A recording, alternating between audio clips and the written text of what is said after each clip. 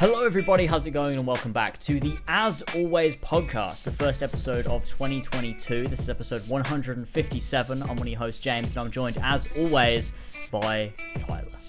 As always, how's it going, my friend? It's going pretty well. How you doing? I'm doing well. Happy to be here, finally back for the year. It was a long break, but ready to rip and tear. Absolutely. Yeah, very nice. Very How nice. you doing? All right.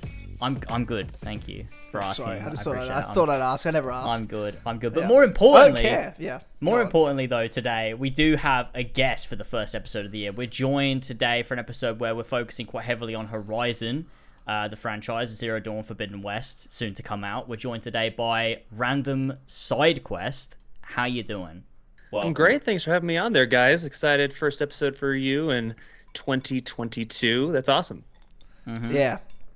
Yep. We like to take a good break over, end of December, start of January, and it's a very. I know, like I work in finance. I know a lot of Americans, like international people that work with us, or most people that work with Australians, fucking hate us at this time of year because Australians, January's a write-off. We don't do anything in January. We don't do things. We don't work. We don't fucking do anything. Like, it's the end of the year. We take January off. It's summer for us. We're not fucking working. Everyone's on holidays. Nothing gets done. So I like to do the same with the podcast. Once I know January's on the way, I'm just like, I'm not fucking doing anything. I'm just gonna chill out. It's what we do. But now it's February. You're like, oh, let's go full steam ahead. We're excited to be here. And of course, like this year and every other year, the As Always podcast is brought to you all by the great people over on patreon.com/as always. So if you like what you're listening to here and you want to hear more, head over to patreon.com/as always. And for just $1 a month, you get exclusive access to, in my opinion, the best podcast on the internet, the Clubhouse podcast, with over 130 episodes for your streaming pleasure. That's already back this year. Go check it out. And if you want to jump on the producers list as well, you'd be amazing. And so I've got to thank our producers. We have Ollie the Superior Ollie, Avery Dobbs, Clark53, Damien, Epic Alaric, or Faramir's Noble Shaft, Ferentino, Flash Paradox, Franco, Jesper Olsen, King Richard III, Ryan Hafer, Tristan Weaver, and Ballsack47. Thank you, you sweet vintage lads, for helping power this podcast. We love you. Those were great. There were some of those that were just prime. Prime. The Aragorn one, I'm thinking about that one for a while. Yeah. Faramir's Noble Shaft. Every episode, Alaric tends to change it to a different genitalia of a different Lord of the Rings character. Oh, well, or that's good. Tolkien character. Yeah. You gotta be. It's all about inclusion now, so you gotta make sure that everybody's getting some love. We cover everyone. In that way. Well, everyone's genitals, at least, which is exciting. Which is exciting for everyone. We have a longer list that we do at the end, like our credits list, which is a bit of a lower tier. And those names really, that's when you really get into the good stuff. That's a really, I wouldn't say the low hanging fruit. I don't know what I would say. Just, it really says a lot more about us than anything else. That's what I'd have to say, I guess. That's true. That's what I have to say, I guess.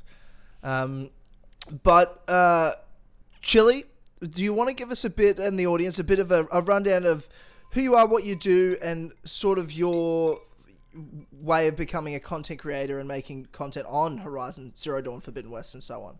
Yeah, of course.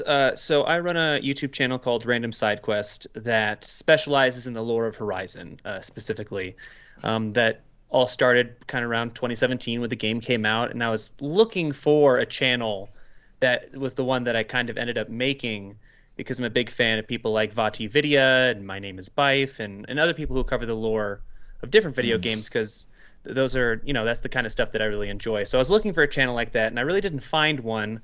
So I'd done a lot of video editing in the past and some previous journalistic experience, and I just kind of wanted to keep those skills a little bit sharp. So I just started making videos, and then, 5 years later, here we are. 5 years. I didn't realize. But then again, of course, Horizon Zero Dawn, we keep pinching ourselves on the fact that Horizon even came out 5 years ago is mental. Absolutely insane. That's awesome. That's awesome. And for you, what's been, I guess, as content creators ourselves as well, like there's certain turning points or different chapters you sort of segment your channel into, and like when a certain video happened that may have, changed something? Do you have any specific point where you went from, I'm just going to start a channel, see how it goes, to, wow, this is actually a thing now?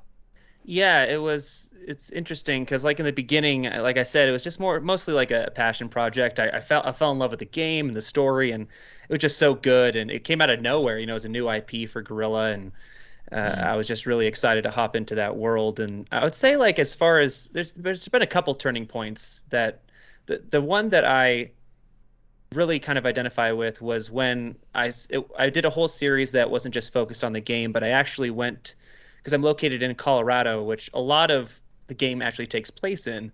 So I went around and filmed those locations, combined them with the lore. So it's that was a turning point for me, where I'm actually like getting out of from behind my computer and going out into the world and covering this thing. And so that was one. And then relatively recently, when I dropped my complete history of Horizon video, because that thing was just monstrous to make. It's like an hour and a half long, and when that finally came out, because I've been working on it for like 7 months, and so that was a big turning point as well. So for me, it's just kind of every time I'm always just kind of astounded as to the people in the community who enjoy the stuff. And I just feel really, really lucky as a content creator, especially for this game. It's Gorilla's great. I can't say enough about him.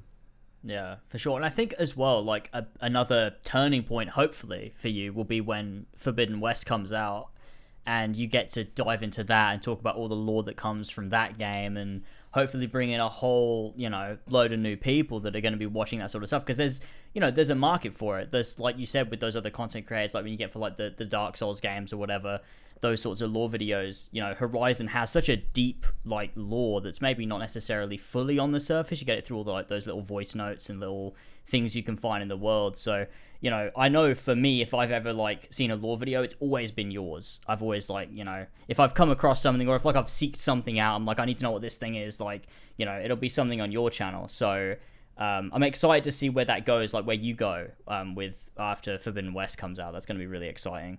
Yeah, I appreciate that. It's a big compliment. It's one of those things where I think a lot of people, when they give like the elevator pitch for the game, it's like you're fighting robot dinosaurs with but with bow and arrows, and a lot of that other stuff kind of gets slept on. And I'd say it's a happy medium between being quite as like a little bit easier to follow than something like Dark Souls or Destiny, but also has a lot of added depth to you. You would have to dig into the game in order to really get the full story of things. But I cannot wait to launch into Forbidden West. And at the time of this recording, I have not played the game. So anything we talk about is fully speculative, based on what we found out from the first game and the comics and all the other Insulator material. But like you said, we're just pinching ourselves that it's weeks away at this point. I think it's just come so fast. Like, it felt like so far away for so long.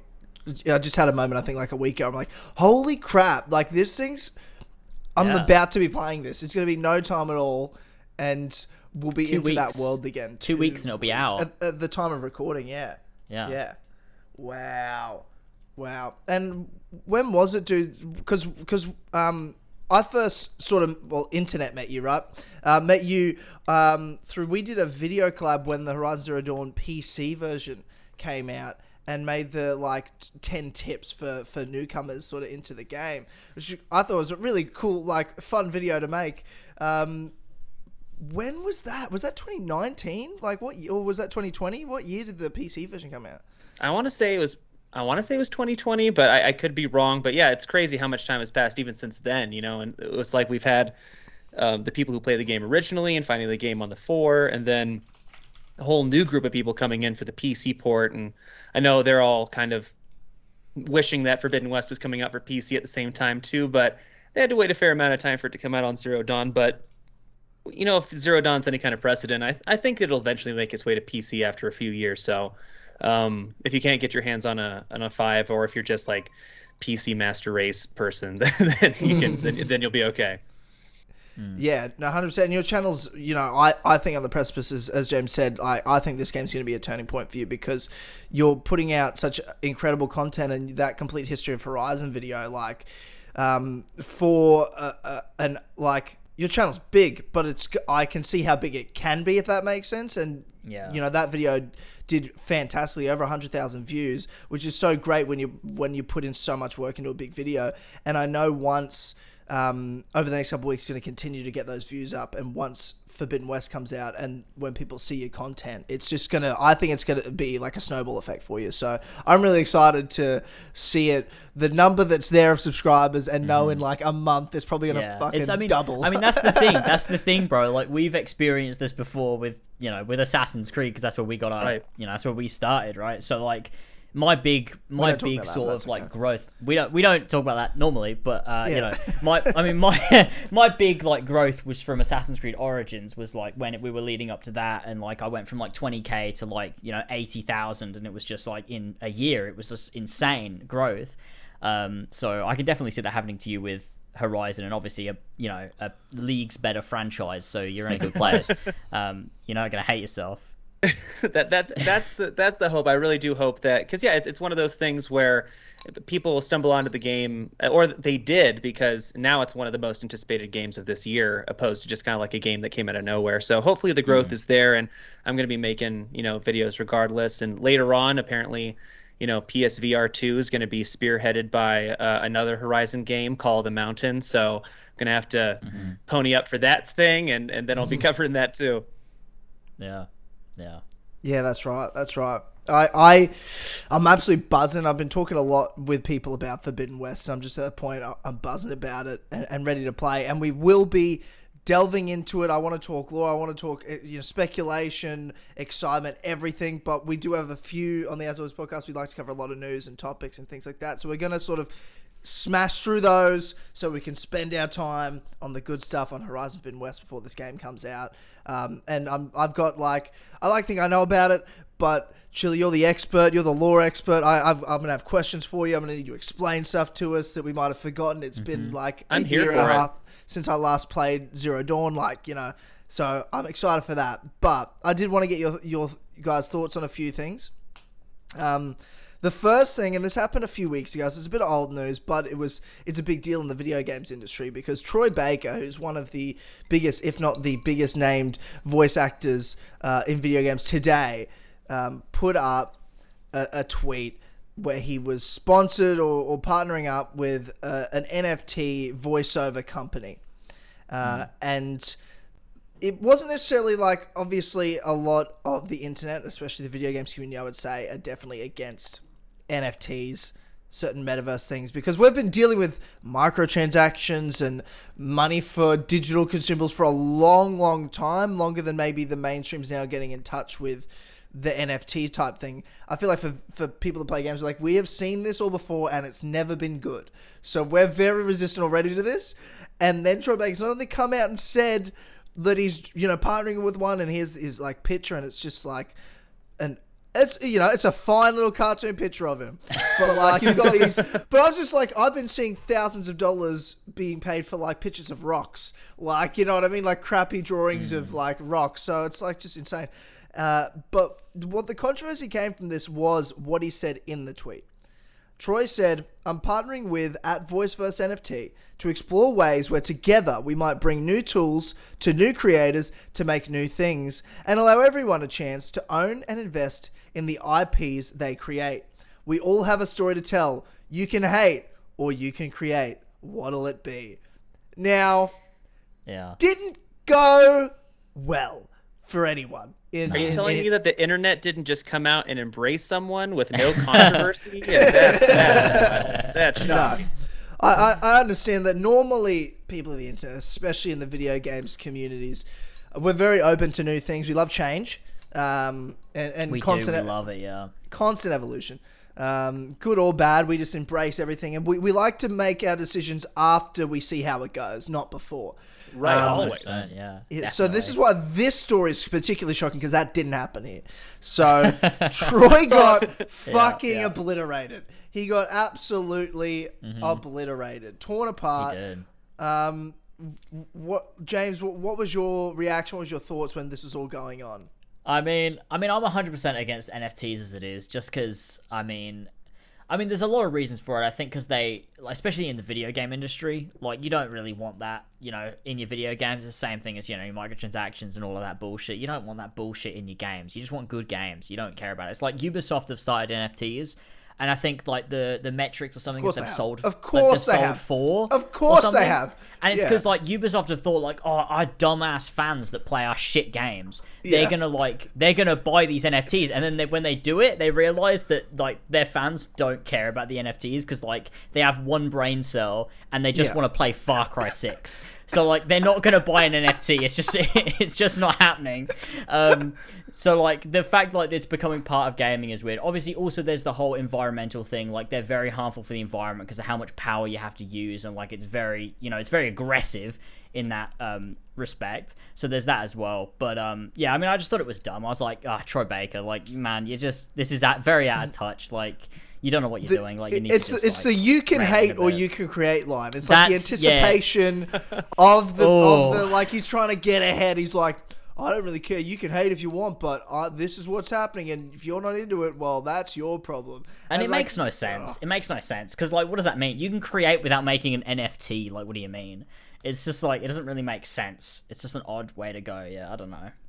It's weird just living in an era where there's so much perceived value over. I mean, we always have had that. It's like, but just how many more things people have perceived value, and then if it has value, it has value, and it's wild to but anything that even resembles like microtransactions or things like that, it's just, I would love to buy a game and just have it be the game, and that's it's an odd thing to, like, have that be the rarity anymore. But yeah, it's an interesting thing. But yeah, I love his PR spin to try to, like, this is gonna get some backlash. Like, I don't think you expected to get that much. It's no, it's a super weird one, and I think I mean, one of the main things from it, I think, though, is, so obviously recently he's backtracked on it, and he's not backtracked, but he's, like, taken it back, and he's like, look, I'm not partnering with him anymore, I'm not doing the NFT shit, right?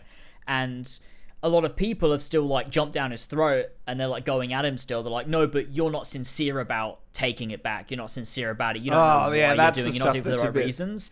And it's like, look, it doesn't really matter why, right? The fact that he's gone back on it is a good thing. You've got to let That's what we him wanted. do We that got what we wanted. Exactly. You've got to let him do that, because if there's no redemption for these people, if by backtracking on the NFTs they don't get to have their reputation back, they don't get to have their fans back, then why would they do it? You know what I mean? Like, you want them to stop doing NFTs. They've stopped doing it. Now you've got to give them that sort of respect. You got to be like, okay, good for you. You did it. That's good. If you don't, they're never going to stop, and you're never going to win what we want. So it's pointless. It's stupid. So I think, good for him. Would you say the internet just likes being angry? Would you say that, James? Yeah, that might be the case, Yeah. I feel like I've come across it and dealt with it enough that, they do like being angry, and it doesn't really matter what you say. They really like it. Yeah. At least there's a very certain subsect that is very vocal. It doesn't matter how, like, big or small it is, but I think it's just people like being outraged, and some things are very justifiably so, and some things you look at it and you go, man, I wish you would direct that somewhere else. Especially in this instance where you have somebody who, like, made a mistake, and then they owned up to it and then corrected it, and then it's like, that's not good enough. It's like, you got to give people a chance to like. I need you to, like, go down and do, like, 100 push-ups or, like, do a run, go for a run, and then maybe we'll fucking have a conversation about it. That's the level I need from you. It's not just going back. You've got to be punished. People love punishment on the internet. It's so fucking weird. It's weird. So weird, dude. It's like this, like, weird feeling of, like, power and control over somebody else. It's like, just go outside and touch some fucking grass. Like, Jesus Christ. Yeah. I'll tell you what, the one thing I was sort of, like, getting on board with, though, was I was reading through all, like, the thread comments, and people like, you know what, maybe Last of Us Part 2 was good. I'm like, yes, let's normalize loving Abby and The Last of Us Part 2. Let's do that, guys. Finally, we can really accept the fact The Last of Us Part 2 is a fucking masterpiece and one of the great games of all time. That's what I want to now accept and normalize, but I think we're still not quite there. The world's not ready yet. The world's not ready, and that's okay. The world's not ready, yeah. Give it 10 years, and then the kids that grew up with it will come back and be like, oh, this was actually a really good game. It'll be like the prequels of Star Wars, only, like, if the prequels of Star Wars were good originally. You know? Only with greater perspective do you come to appreciate what was given to you. Yeah, that's right. Exactly. Well, it's when there's no longer expectations. It's like, I find it's like listening to a new album from a band and it's a bit different than the last album. You're like, oh, I'm not sure about it. But then you're like, wait a bit. You go back and listen to it a week later and your second, third listen, you're like, wow, this is amazing. Because you're no longer like anticipating it to sound the same. You accept the new sound and you just embrace what it is. And you're like, you know what? This is actually on its own fantastic. And sometimes I feel like with video games, it takes a lot longer than like a week or a couple of days. It can take years or never. Yeah, I mean, it takes years for me with music anyway. Like, if a band puts out a new album and it sounds weird, and I'm like, I don't like this. It takes probably 5 years. You don't listen to music. music. Fucking music. You listen to the same music you've listened to for the last 10 years. I listen to new music from the bands that I like. Taylor Swift releasing a Taylor's version doesn't count. That's not even what I'm talking about. That's not what I'm talking about. James. That's not what I'm talking about. Listen, all right. In 2015, Mayday Parade put out an album, and I was like, I don't like this album, but I kind of like the album now. All right.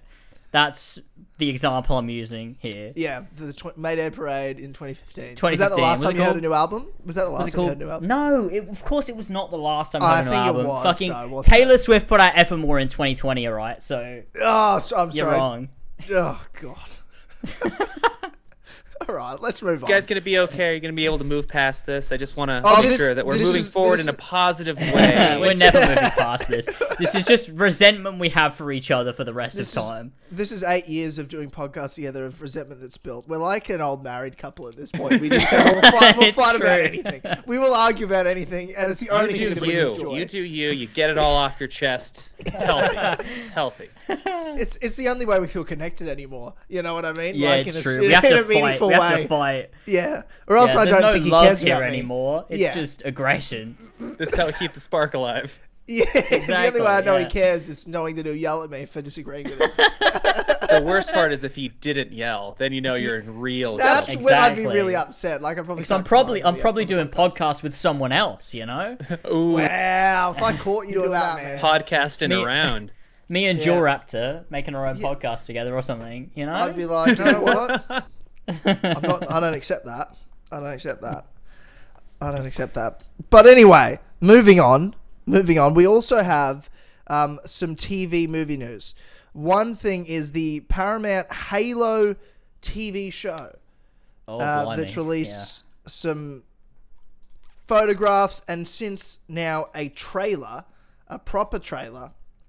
You say proper. Well, I mean, like, it's a trailer. You know, like it's a trailer. Like it was maybe made by like college students or something. Okay. Right. Tell me how you really feel, James. What are your feelings on this? It's a Halo art house trailer. It's all handheld, shot. It's very intimate. There's just electronic music. They're using it for the new Apple Keynote. It was actually all shot on an iPhone.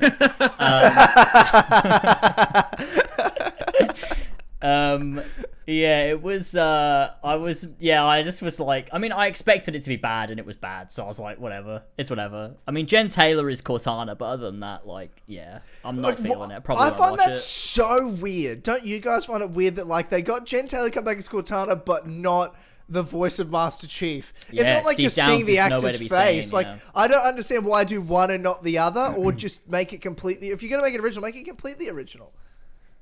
Yeah, that's one of those things. Especially like you said, like nobody's ever gonna see this person. Like if you have an opportunity to match the voice that you all know, and then be able to take it into the assuming they were interested, right? I wonder if they saw the project and they were like, no, because that's not a good sign. Like it was approached and then turned it down, and then you're like, ooh, this. So hey, that's even if they offered it to him and he turned it down, that could be rough. But yeah, there's all kinds of stuff going on behind the scenes. Apparently, the guy who's playing the Master Chief in the show, you are going to see his face. Quite frequently, apparently. Oh, no. That's on. That's on. But the good thing is this is not in any way canon to Halo, so it's completely separate. Like apparently, like the prophets might be humans. They might actually be like Sanshayun. So there's that. What? And apparently, potentially, And there's also like, because the whole like the catch line for it or whatever, like the tagline for like the end of the trailer was like find Halo to like save the universe or whatever, which doesn't. Well, that's what Halo rings do. If you know a lot about Halo lore, if anyone's wondering, if you know Halo rings are actually really good. They things save the universe. Yeah, they're very good things. Yeah. That's that strikes from me. From my point of view, the Jedi are evil. You know, it strikes me like the beginning of Anchorman, whereas like this is based on a true story, except the events and characters have been changed. It's like this is based on Halo, except the events and characters have been changed. Yeah, exactly, which is a bit. So I mean, in saying that, so like, I find it confusing when you make, I guess, stories like this from a video game. That's like, okay. So, who are you marketing this towards? Like, that's what I've always never understood. Who are you trying to get to watch these things, if not, at the very least, the original fans that can then tell their friends? Like, you look at The Witcher, it's fans of at least the games that told their mates to then, like, this is actually really well done, and it's like, it's great, the games are great, you should watch this show. My parents have seen it. My friends that don't play games have seen it, and they love The Witcher now. It's a show people like. Like, who, if But I think as well, though, The Witcher Season 2 is, like, I mean, I've read Blood of Elves recently, and it's not the same at all. Like, it's a completely different story, and so that I think that's similar. So, like, people that have read the Witcher books and watched the show are going to be like, what is this garbage? Like, this is not the story I know. But so, I feel like Season 1 was well received compared to Season 2 as well. Season 1, I think, Season 1 was definitely more received than Season 2, although I liked both. Despite having now read the books and being like, yeah, they are totally different, I do like both. But I think, I mean, it's like you look at the Uncharted movie and it's like, well, I have no interest in seeing that and I'm probably never going to watch it. But see, I actually am really excited for the Uncharted movie. I was going to talk about this. No, genuinely, I think it looks pretty good, dude. I actually think... Fuck off! That Nathan Fillion's too old. That's my only thing with that he's whole perfect, thing. Man. Yeah, you're like, that hurts. Also for The Witcher, a good series, just nowhere near enough Gwent emphasis in it for me. Of course, 100%. Yeah, I just want World Series of Poker, but Gwent. That's I'll say it. I'll say the controversial things. There's not enough Gwent. I'm with you. I'm backing you up. Say it loud. That's brave, Julie. You know what I mean? That's a courageous man to be able to say what nobody else is saying, but everyone wants to say. Hey, love it or hate it. That's the line. That's you gotta be brave. Yeah, exactly. Yeah. Hate or create, right? Hate or create. There it is. Create. Yeah, hate or create. Because I did want to refer to the Uncharted movie because the more that I've seen about this Uncharted movie, I think it looks like it's going to be a really good movie. I don't know if it'll be a good Uncharted. I don't think it'll be necessarily a good Uncharted. So shit. What looks shit about Tyler, it? What looks shit about it? You like Free Guy because Ryan Reynolds holds Captain America's shield for 5 minutes. That's not entirely true. That's just mostly true. That's just mostly true, James. I like Ryan Reynolds in general a lot. That's why I like that movie. Yeah, I really like Ryan Reynolds just in general, and the fact that Chris Evans showed up for 3 seconds also. He did. He's watching it on his phone and he reacts to it. He's like, "Oh, look at him there! He's got the Captain America shield." And he's my favorite human being on earth. So there is a little bit of that, other than John Mayer. There's a little bit of that. There's a little bit of that. But I love Tom Holland, so I was like, I'll give it a chance from that alone. And I love Mark Wahlberg, but I was a bit like, it's not great casting in that instance. You love Mark Wahlberg? I love Who doesn't love Mark Wahlberg? I love Mark Wahlberg. Name 5 of his films. Marky Mark, but also like, like, where does your fandom come from? Yeah, where do you love him in? I've always liked Mark Wahlberg from the early 2000s, from the movies he did, from The Departed, from Shooter. Like, he did some great action. So, not the Happening. Yeah, The Happening is probably the worst movie I've ever seen in my life. And his work in Transformers was just transcendent. Ooh, he was very good in Transformers. Okay. I see what you're trying to do here, and and look, I don't disagree that he's not the greatest actor and he's made terrible movies, but I still have always liked Mark Wahlberg. I think he's a funny guy. I loved The Other Guys with Will Ferrell. Like, I've just always liked Mark Wahlberg. It's always liked him. Nicolas Cage effect, where if you just do that many movies, there's going to be a lot you don't like, but there's like a handful that are good. Like Pigs. Exactly. Like The Departed. No, The Departed is one of the great movies of all time. It's a Scorsese film, and Mark Wahlberg's phenomenal in it. I like Mark Wahlberg. I'm a fan. That's the brave thing to say. That, you know what? I'm going to say what needs to be said. Yeah. I'm going to say what needs to be said. I don't like him as much as, let's say, a Tom Cruise in terms of action, like very short white guys. But like, I do like him still. And is he a great stellar casting? No. Wait. But I what's that? You said short. How tall is Mark Wahlberg? I don't think he's very tall. He has to tower over Tom Cruise, though. I mean, most do. That's a good point. That's most do. 1.73 meters. How much is that? It's taller than you, James. But that's that goes without saying. All deal in meters here. He is a little bit taller than me. Yeah, he's 5'6". Fuck. Right. Yeah. Fuck. Well, that's a lot taller than you, James. You're 5'3", and that we do know. That's not true. That we do know. How tall? Well, everything in the videos that it shows your face is all done in forced perspective, like Lord of the Rings. So you got to exactly. Yeah, exactly. Exactly. Yeah, but I don't know. Like, they released a scene, I think 2 days ago and I saw on Twitter, and it had in a bar looking through a clue or something, and it was Chloe and Nate. And I don't know, the scene was really well like choreographed. There was some good lines in there. I'm like, it looks like a fun action movie. Like, maybe it won't be a good Uncharted movie, but it looks enough like a fun, well-produced action movie that I'm excited to see. And I got friends that have never played the games that are like, hey, do you want to come see Uncharted with us? We're keen. It looks really good. I'm like, yeah, 100%. Just because people love Tom Holland. Like, but I'm like, yeah, I'm excited for the Uncharted movie. I hope it's good. I don't think I've watched those trailers and everyone's like, it sucks. I'm like, in what universe does this look like it sucks? We haven't seen enough. This could be great. It just looks bad. It all just looks so bad. I disagree. I think you want to hate it. I think you want to hate it. We have like the weirdest like opinions on films when it comes to like each other. Because I feel like there'll be one instance where you have the best opinions on films. You're like these weird Soviet Russian fucking 19 whatever films and like fucking black and white things. I'm a cinema fan. You're literally like a cinema connoisseur, and then you're also like in the same breath, Uncharted. I love trash. Movie I love trash. I like junk food too, man. Weird. I can love a beautiful, well cooked, like eye fillet steak, and also love McDonald's fries. No. But I feel like the MCU is more like McDonald's. Uncharted is more like a random kebab shop down a street in Leicester City. It's more like KFC. It's more like KFC, I'd say. KFC is better than McDonald's, though. No, it's what the fuck. They both make me really sick. I'm not gonna lie.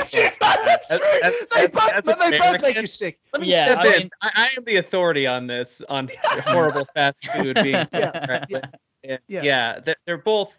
If you're gonna go with anything, really, for my money, it should be Taco Bell. That's the one. Taco Bell. Taco Bell's only been in Australia a couple of years. Like, I feel like 5 years. It's in the UK too. Yeah. And I'm yet to have eaten Taco Bell. And when I was when I last went to America, all I wanted to try was like In-N-Out, Shake Shack. I was more on the burger side of things. In-N-Out's like legitimately good. That's like, I don't know, if you're comparing it to film, like for my money, In-N-Out's like your Dr. Zhivago, like really pretentious, like yes. You only go to eat there for your burgers. But yeah, the nice thing is like Taco Bell's open at 3 a.m. and when you're like in your like early 20s and it's like 3 a.m. you're like, you have $20, you could get everything. Everything on the menu is yours for $20. Yeah. See, go ham. If it's 3 a.m, I'm either getting McDonald's, like I'm gonna get like a bunch of like pack of 24 like fucking chicken nuggets with Big Mac sauce and fries, or I'm gonna get like a greasy pizza. Like those would be the go-to 3 a.m. things. And that's the one thing I'll just give America, and I just miss about it so much, is that no one, I've been around the world, nowhere does better burgers than the United States. Fucking USA right there. If you love burgers like I do, 100% all on Team America right there. Like every burger I had there, I was like, this is the best burger I've ever had. Like In-N-Out, Shake Shack, unbelievable. Just like local burger joints. I'm like, this is fucked. Like, how do you guys do this? I gained a lot of weight while I was over there as well, but that's neither here nor there. That's true. That could be our mission statement. That could be your mission statement. Yeah.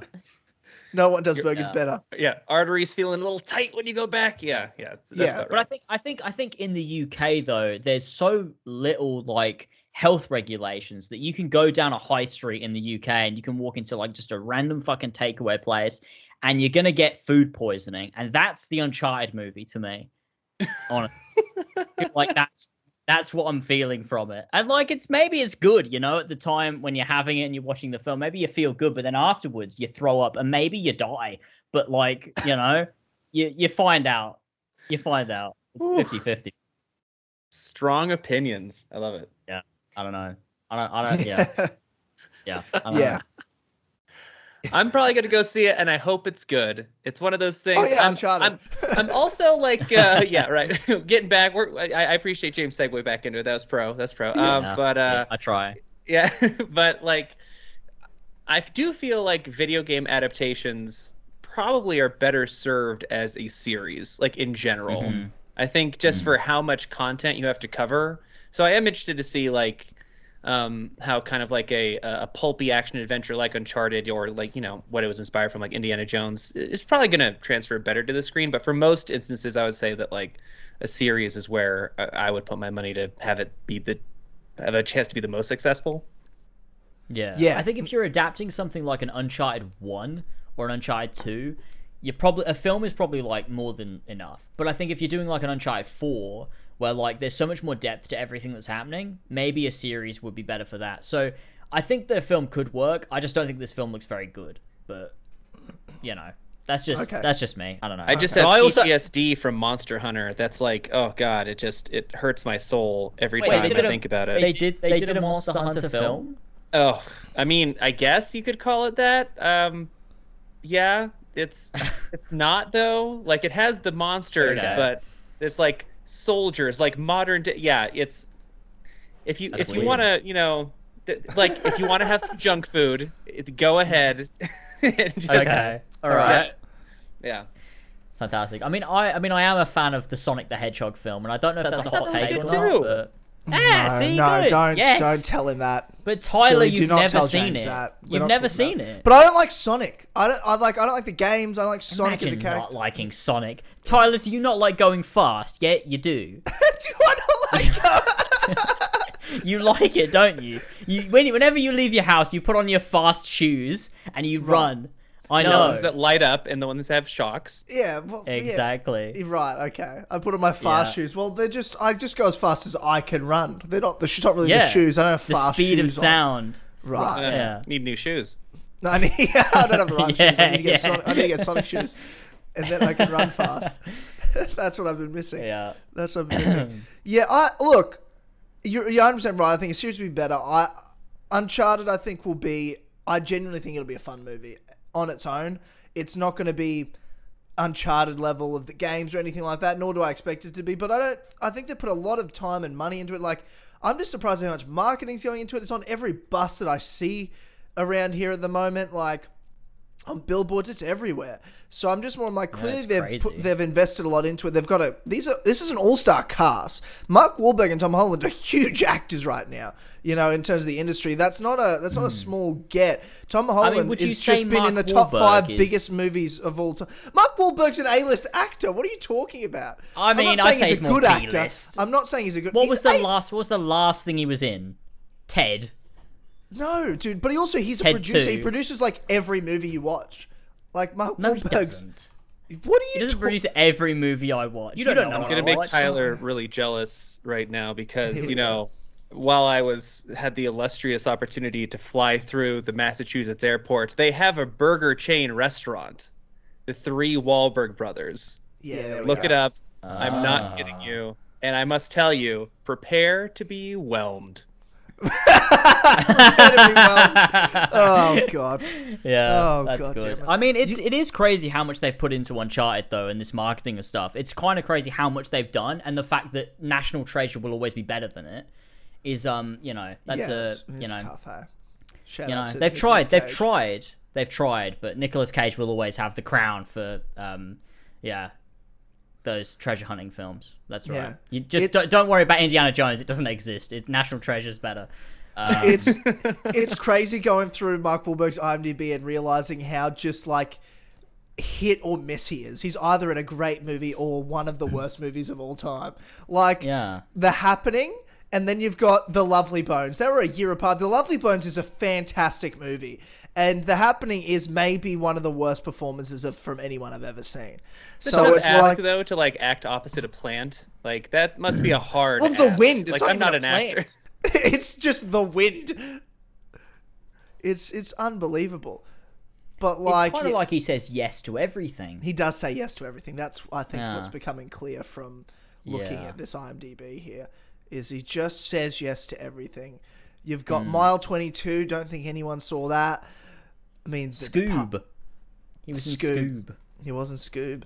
Lone Survivor. That was pretty intense. That was an intense movie. Pain and Gain with Dwayne "The Rock" Johnson. Daddy's Home. I mean, you know. Yeah, and Daddy's Home 2. Don't forget the sequel. Well, I can't forget Daddy's Home 2. But if you haven't seen Shooter's genuinely a great action film from 2007. That's a great movie. And hopefully we can say Uncharted, at least a decent Mark Wahlberg movie. You know, otherwise we go 50-50 shot at this point. So it does. Yeah. It can go one way or the other. Tom Holland's just released only 2 months ago one of the most well-received superhero films of all time, and in terms of its gross, it's in the top, I think, 5 highest-grossing films of all time right now. So to go from that to Uncharted, you're hoping at least he can, you know, I don't know. It goes well. I hope it goes well. I think we're all on team hopeful. We're all on team. No, hopeful. I'm on team. I want it to be terrible. Well, yeah. That's I want it to suck. I want Tom Holland to do well. I like Tom Holland as well. Well, Tom Holland's doing well, no matter what he does. I think Tom Holland's doing well. Yeah, I'm not. I'm so worried about him. He's really, I'm concerned. He's making. What if he can't pay rent next month? Yeah, he makes millions playing Spider-Man. He's dating Zendaya. I think he's having a tough time, and I really hope Uncharted goes. He is having a hard time with it. Yeah, you got to be there for him in these unprecedented times for Tom. We have to be. Yeah, we have to be. Because who else will? You know. That's right. Who else will? That's right. But speaking of, you know, big movies coming out, there's also a movie, it's also another indie film like Uncharted is, called The Batman. Now, oh yeah, that is a small film. That is a small film, small indie film. Now that's a good film, all right? If we're talking about films. See, I'm not. It doesn't look good to me. I'm just joking. You prefer Batfleck, I know, Tyler. Yeah. I'm a big fan of. No, actually, George Clooney's Batman's the one I really miss. I really. Feel like right, of course, yeah. Bat credit card and the bat nips. Bat nips more than anything. Yeah. I'm a big fan of male nipples. Personally, it's not a sexual thing. It's more of just like it's a scientific thing for me. Very academic. I'm an academic person. I love to learn. So the Batman's coming out. It is, yeah. There's been a few obviously some trailers over the last couple of weeks. One thing that people were a bit on was the art direction and the costume design for Riddler. I'm not sure if Chili you saw that, but James, I know you've seen it. What's your vibe right now of the scenes, the trailers, the costumes? Are you vibing? Are you loving this movie so far? I'm vibing, man. I'm vibing with it. Everything sick. The scene they put out that was like was it a funeral or something? Yes, it was. Where like you've got something's happening outside, but the shot, it's like the scene is always on Bruce, and you've got like his reaction to it, and everyone inside of this building until the car comes through and everything. It's just like really good. I just think it's just like solid like directing. Acting is brilliant. Like Robert Pattinson, he's just gonna fucking nail this. I just know it. So I'm just I'm vibing with it. All the posters look really, really solid as well. It's got to be a good film. It's just got to be. If this film turns out bad, I don't know what I'm gonna do, honestly. End it all, probably. I think this is what they just need to do, is just make non-DCU Batman or Batman universe movies, because like the ones that I don't know, like for my money, like the ones in the whole DCU is kind of just in general, in my opinion. That might be a hot take with you guys. It's certainly not. We are Marvel cucks. You're talking to a couple of Marvel cucks over here that absolutely do not like DC. But then you look at talk about a movie that I thought was so powerful that I will probably never watch again was Joker. Yes, I agree with that. Yeah, yeah. Never see that. Yeah, solid film, yeah. Yeah, but then so if you can continue making like movies like that are that caliber that just involve Batman's, like I'm here for it. So yeah, I'm excited for the Batman. Yeah, yeah, definitely. I'm just shocked that only 10 years after the last Dark Knight trilogy film, we're getting a Batman that looks to be on that level of quality and thought and scale and different enough and its own take. But in between that, it feels like, oh, finally we've got a good Batman again. Like, isn't that so weird to feel like? I mean, obviously there's this 1% of weird people that are like, oh my God, I can't believe we didn't get to see that James Bond style Ben Affleck Batman film that we obviously every Batman fan wanted for some reason. Lol. But we've got this one and Robert Pattinson. I mean, I never saw a Twilight film, so I have not, like, I think everything I've seen him in, he's a phenomenal actor. But people that have seen Twilight go, no, how can you like? I'm like, well, I didn't see that. He also hates those films. Like, he's gone on record to say, like, he doesn't like those Twilight films. He thinks they're bad. So, you know, everything else he's been in, he's an incredible actor. So, you know, I think it was like that. Oh, there was a lot of that cast in Twilight that was really good, that was just kind of trapped in this purgatory of money that they just had to keep trudging through. So I unfortunately have seen every Twilight movie, because when those were coming out, I was dating. So yeah, it's I'm so sorry. Yeah, so that was the best part was there's this in the last movie, there's like this massive battle, and my girlfriend at the time was like, this isn't in the book, and everybody's like dying and freaking out. I'm like, wow, this thing's actually doing something. And then it was all a dream. Wait, was it really? My is that, God. is Yeah. Ridiculous. Or sorry, a vision. But yeah, I'm like, oh, sounds like Zack Snyder's Justice League. It was all a dream. I wish that was all a dream. There's also two big shows coming out on streaming services that are based in the universes of, I would say, the Bible of nerd culture, which is Star Wars and the Lord of the Rings. And we have the Obi-Wan show, and we have the Rings of Power Amazon Lord of the Rings show coming out this year.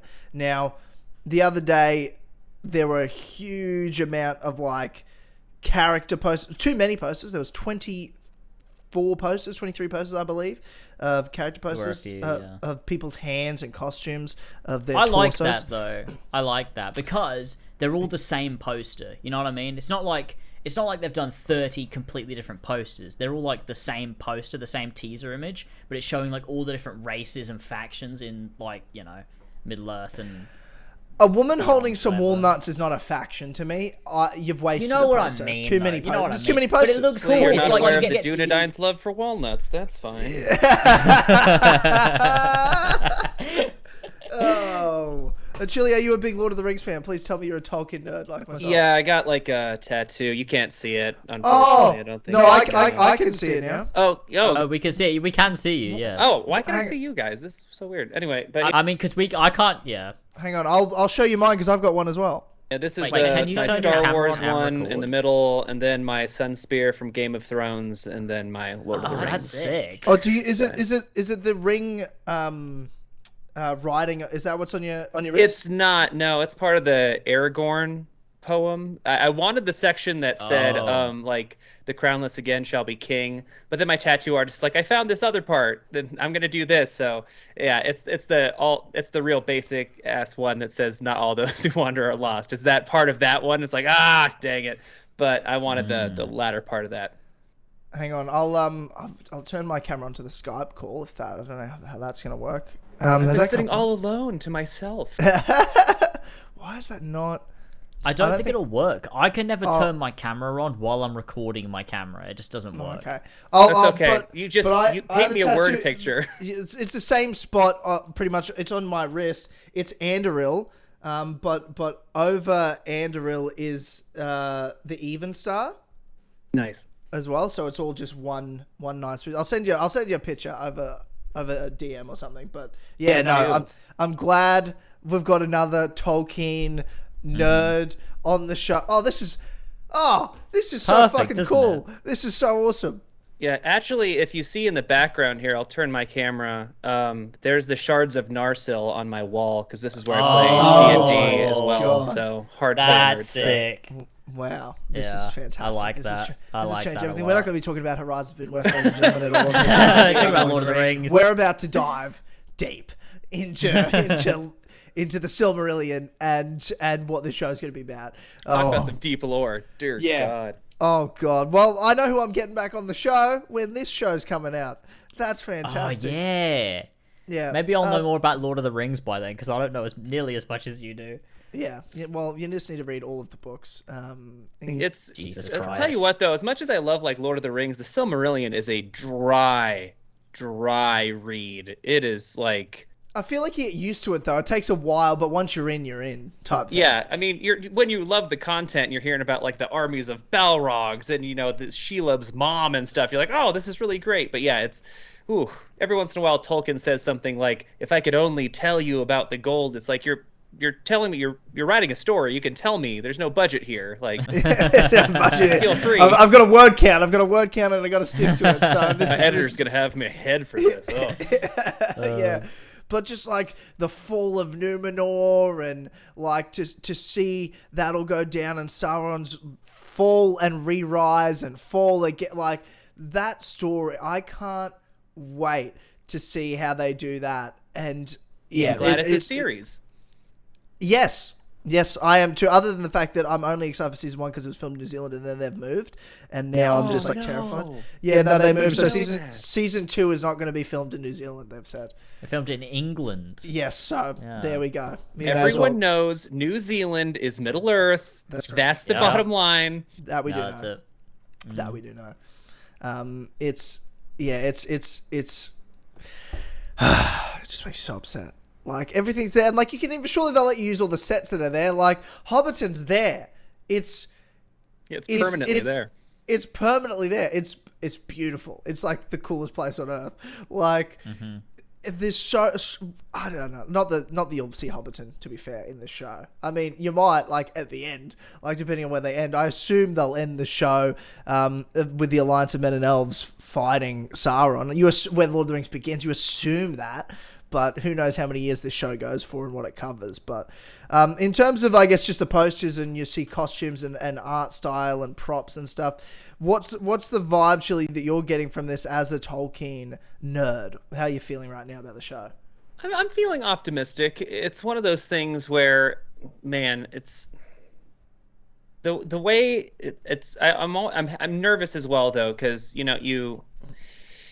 for somebody who loves Lord of the Rings as much as I do, and then that fulfilled so much on screen where it actually lived up to the hype, which so little things do, and you have 3 Oscar-nominated masterpieces. I think as long as they go in there and I don't want to say like have the proper respect for it, but just success leaves clues. So don't try to just totally rework the formula of what made the cinematic versions of these stories so good. Just like learn from them and take it from them. And I think luckily they'll have the budget to make everything really shine. But I think the time period that they're choosing is right, because it's funny, like the Third Age is actually like the most tame out of like all of them. Like I know. When you go back and you look at like the insane things that happened before, it's such a I'm here for it. I'm excited. What sorts of characters do you expect to see that, I guess, the fans of the films, whether it's The Hobbit or Lord of the Rings or both or everything or whatever, that you think will make appearances? Do you think we're going to see the Elrons and Galadriels and even, like, you'd expect an Isildur to show up eventually as well, obviously, but what sort of characters do you reckon will make it in and won't? It's kind of also where do you choose to tell the story, right? Because a lot of what happens even in Lord of the Rings is so geographical. Like I personally would have loved a spin-off series of what happens, like, it's what that video game The War in the North tackles, but with Sauron and people like Dane Ironfoot and people like that, where you kind of just get like an insulary glance of what's going on. He'll like write a small section, like, I want to know all about that. So depending on where the story takes place in Middle Earth, I think is going to have a lot to do with who is there. So it's, man, that's going to be hard to pin down. Obviously, this is like one of the highest points of the Elven civilization. So I think we're going to see a lot more of that. I'm always down to see more dwarves. That's my, yeah. It's, I don't know. That's now my mind is racing like too fast. Yeah. I certainly think there's dwarves in the poster. We're going to see a bit. I think we're definitely going to see a bit of everything. Really delve into Middle Earth and its expansiveness and explore different races more than maybe have been seen before, and that'll be really exciting, especially of the elves, because of course in the Lord of the Rings, that was sort of the end of their time in Middle Earth. So we didn't get. You see them, I guess. Called magic ability, like you see certain things they can do compared to like men or dwarves even, but there's a lot more that's never explored on the film side of things that I think could definitely be explored during the Second Age, where this show's mainly going to be set. But I think as well it'll be a lot of time, and I think the most time is probably going to be spent in Numenor and on the Numenorians and their impact on Middle Earth, because obviously it's them and their ancestors that built a lot of what we see within Middle Earth, like Minas Tirith and Helm's Deep, and what eventually became like the kingdoms of Gondor. So I think there'll be a lot of focus on that and how that links in. I really do wonder what they're going to do from a cinematic side of things to address like the wizards, because you can't recast like. I'm not sure how it'd feel if you recasted, there's like Ian McKellen, and obviously you'd have to recast, the late great Christopher Lee, who's just amazing. But they're essentially immortal beings, so they're there. But I wonder how much their story is going to be touched on. Yeah, you're 100% right, and I know as well, but I guess different times, because I know there's like 1,500 years where, for no explanation that Tolkien gave, Saruman and the two blue wizards were just in the east. Yeah, like 1,500 years, and there was no reason why they were there. Yeah, they're just in the east. They spent 1,500 years there. What are they doing? We just don't know. So I guess like you may just not show them. You may just never have them in there, but I'm with you. It would be so weird to see someone else playing Gandalf, especially when Ian McKellen even said he would be heartbroken if he watched a show and found out there was a Gandalf that wasn't him, because he would come back and do it. Bring him back. Why wouldn't you? That's a shame too, because I would love to know more about the Blues, honestly, because those are like, we got a little bit of Radagast, even though I didn't love his treatment in The Hobbit of what they did for him with the bird crap in his hair and stuff. But aside from that, I'd like to know more about the Blues, and even if you have to elaborate on it a little more, because I think they're probably the two that are like the least fleshed out. Yeah, definitely. I'd definitely be interested to see them and what they could do there. But I also think there's almost some things that's like, look, if you're not entirely sure what you want to do with them, just don't do it. Don't That's fair. Like if you're not 100% on, you're like, we've got a great idea for these characters and how it can work. Just don't do it if you hesitate. But there's a lot to be excited for, I think. But for me, as a Lord of the Rings fan, as a Tolkien fan, I'm just going to enjoy the build-up, that I get to talk to people about the lore and Lord of the Rings again, and it's a topical thing again, up until the show comes out. And then if the show's bad, well, it's and we'll all cry, and it'll be okay. We'll get through it. My best friend and I have a suicide pact together if the show sucks. That's what we've made. That's what we had to do. But that's neither here nor there. But in terms of Star Wars, there's also the Obi-Wan show that apparently, according to the Hollywood Reporter, is dropping in May, and we haven't even seen a trailer for it yet. Wild, yeah. We know they finished filming mid to first half of last year, so they've had plenty of time for post-production, especially in the way they film these Disney shows. It's they film it in that sort of screen theater type thing, so it's actually a lot less almost effects that maybe used to have been needed for that type of stuff. But what's the feelings of like, we've seen nothing of this show. Do you reckon they're just going to really keep it quiet and then be like, here's a massive drop of information and it's about to come out? Like, we obviously know the cast. We know that that Hayden Christensen's back and Vader's in it, and there's a big fight between him and Obi-Wan again. Do we believe that May is the time it's dropping, or is that just too soon? We haven't seen anything. Maybe that's when a trailer drops. Like, what's the thought there? I think it could drop in May. I think it could. I think it might be one of those shows they want to keep a little bit more low key, and then just like drop a trailer in like, you know, February, March time or something, and then just be like, it's coming out in May. They don't want to show a great deal of it because, you know, you've got Ewan McGregor, you've got Hayden Christensen. It's going to be a big show no matter what they do.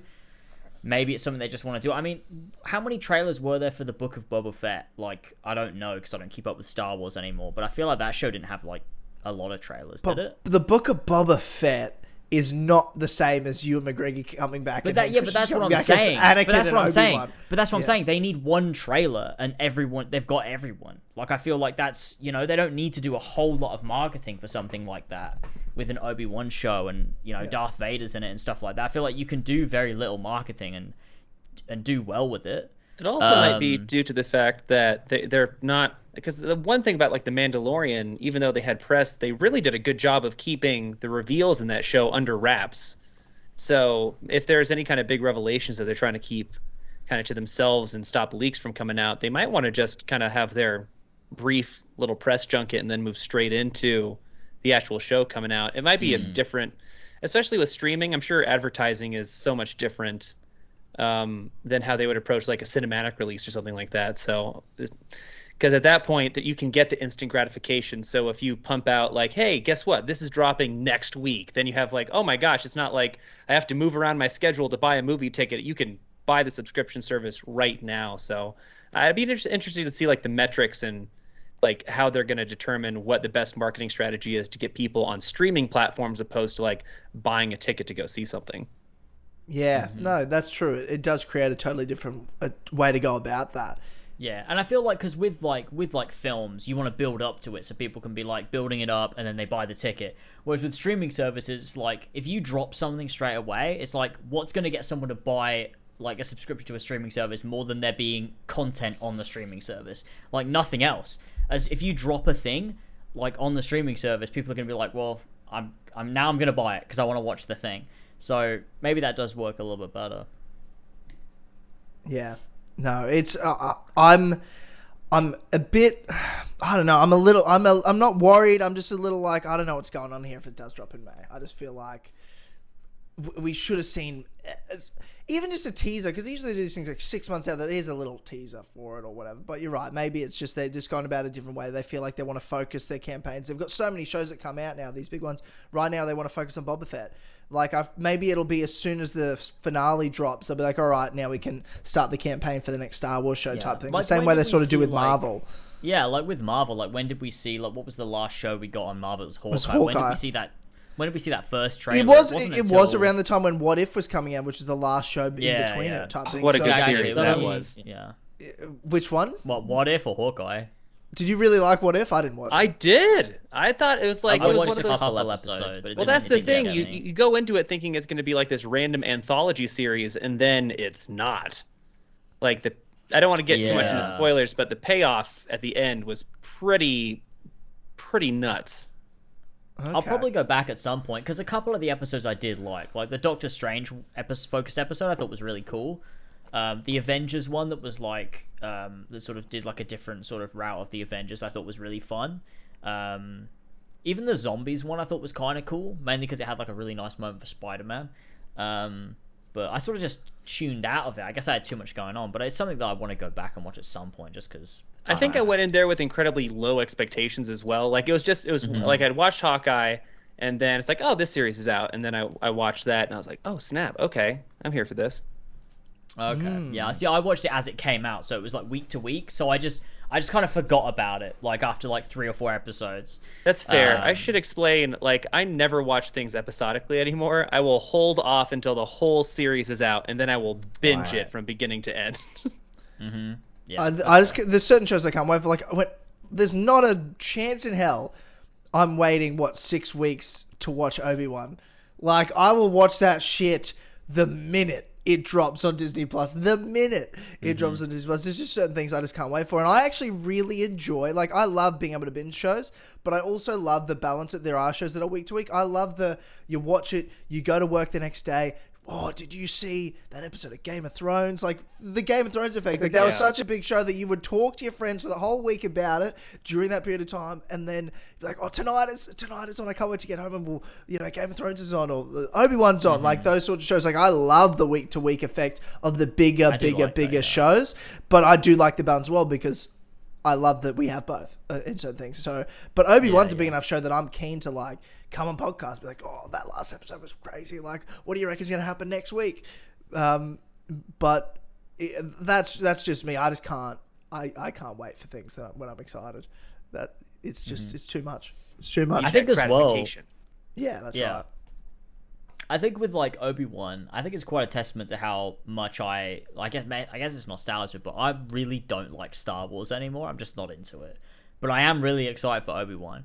I'm just like very excited to see Ewan McGregor again, to see, to have Hayden Christensen back again and see where they take this story. And like, I didn't like The Mandalorian. I know that's probably a hot take because everyone loves The Mandalorian. Yeah, I'm the same. Yeah, James and I are like the only two people in the world that didn't like it. I didn't watch season 2. Okay. I've not watched Boba Fett. Like, I just don't like Star Wars anymore. I just don't think I'm on the same page as most Star Wars fans for like what I want from my Star Wars. Like The Last Jedi is the last film I actually really liked long term.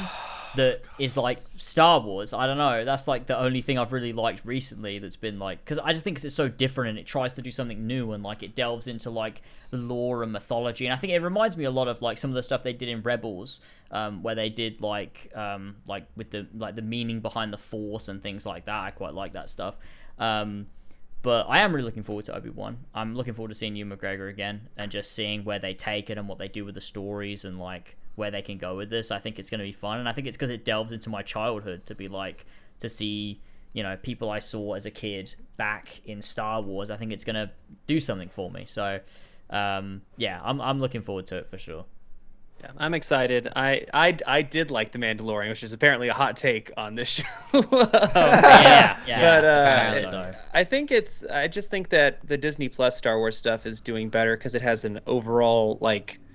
It has at least one person. It kind of has like its own Kevin Feige effect of like, hey, we need to hit these story beats over the series, and then we can kind of move on. Where, like, I do get what I as a person who loves Star Wars, there was a certain part of me that like really didn't like Last Jedi. However, I do feel it should have won Best Picture over Rise of Skywalker, but. There's it's that much of a disparity. Don't even get me started on that movie. But but I do get the fact that it's like, yeah, we're gonna try doing different things. Like this movie isn't about people going to a big ball and blowing it up. Like there's I am enjoying the Disney Plus series, so I am optimistic for Obi-Wan. And plus I love Ewan McGregor because he's just a treasure. Yeah, for sure. All right. Does Tyler like the Rise of Skywalker? Is that what just happened? No, it's not. I like it. I think it's fine. But I don't like some things about it. I don't really like over time. My favorite of the sequels is The Force Awakens. That's fair. That's my favorite is The Last Jedi, and everyone hates me for it. Well, actually, do you count Rogue One in that category? Because I love Rogue One. James I hate Rogue One. Oh, I hate Rogue One so much. It has like one good scene at the end with Darth Vader, but the rest of the movie is so bad. I like Rogue One. I love Rogue One. So it looks nice. It's very pretty, but I just think the movie itself is just really weak. But that's old news. Yeah, I like Rogue One. I like the first 2 years when Force Awakens came out, and then Rogue One came out. I was like, "Fuck yeah!" Star Wars is fucking awesome. Here for it, yeah. And then The Last Jedi came out, and I was like, "That was shit." And then what was the Han Solo? I was like, that was Han average. Solo, that yeah. was just average. It was fine. Yeah, I I thought think it that's was the wildly way inoffensive. I was like, it was fine, Yeah. but everybody was Yeah. still hating on the Last Jedi so much. It was It sort of killed so much of a buzz, and then the Rise of Skywalker came in. I was like, look, I liked that better than the Last Jedi, and like they did the best they could, but it's still like the whole thing was just fucked. That's how I sort of feel about the whole thing, anyway. Like when I look at the sequel trilogy, all I go is like, I just love one character's story from beginning to end, and everyone else can pretty much fuck off, and that's Ben Solo, that's Kylo Ren. Everyone else can pretty much fuck off in all of it, including the old characters, including Luke, Leia, Han. Everyone can fuck off, but Kylo Ren. You didn't like the part where Princess Leia like Mary Poppins her way back out of space into the spaceship? It's like, look, personally, not my vibe. Not my vibe. I actually like it. Yeah, but James, we know you're a fucking idiot, so no, that's what we do. You just don't get it. You're all typical Star Wars fans. You like seeing Tatooine and stormtroopers. I get it. Yeah, You have half a brain. I get it. Yeah. You don't get the profound magic of Leia flying across space. Profound magic. Is that what you think of with Star Wars? Is it profound magic? No. What I like about that scene is not how it looks or how it's done. I just like the idea of Leia using the Force. I just thought it was like really cool. But like, I understand why people think like that scene. Oh, and I'm the one with half the brain, it. am I? I just think it's cool someone use the Force. No. I just liked seeing Leia like, oh, you think she's dead, and then she's like, oh shit, powerful Force, because she's a Skywalker. Like it's like that aspect of it is kind of cool, but it's almost like something taken out of a comic and put on like it's live action, like from a comic. That's almost how it feels. Like if it were in a comic or like a cartoon, it'd probably be really sick. But because it's live action, it looks fucking like. Can you say that sentence again and then punch yourself in the mean? face? Can you say that sentence again and then punch yourself in the face? Shut the fuck up! James? You like the fucking Rise of Skywalker. This is a healthy relationship that we have, James. Yeah, we love each other. Yeah, I love you, man. It's fine. Oh god, we're going for over an hour. What else do you have to talk about? That was it. We could go to Horizon. Wow, Horizon! That's why we're here. Yep. I forgot that's why we're here. To be fair, like, Chili over here is a fucking expert in Star Wars and Lord of the Rings. I'm like, do we have to talk about anything else but those two things? Let's be honest with ourselves. That quick fire topic was over an hour, so well amazing. done. Quick fire. Woo! Yeah. Okay. Just I'm going to calm down after that. Horizon Forbidden West. It comes out at the time of recording in less than 2 weeks. A week and a half from when this comes out. It's unbelievable. 5 years in the making. I think it's pretty safe to say we're all very hyped about it and have very positive feelings going into this. But Chili, I want to go to you first. Horizon Forbidden West. Just to start us off, thoughts, feelings, and what the franchise means to you, and what you want to see once it's all said and done. What do you want this game to deliver in terms of the Horizon universe and as a video game overall? That is a big start. Question. Yeah. I think part of the thing that made Horizon so good was just the mysteries that it left. So obviously I'd love to have some of those paid off. Like one of the pivotal things that I've been thinking about, like with my tinfoil hat for like 5 years, is the origin of the transmission that caused everything to happen, and for Gaia to have to like kind of go nuclear on herself, kind of figure out where that started. I have theories about the original glitch that caused the Pharaoh swarm to devour the world in the first place.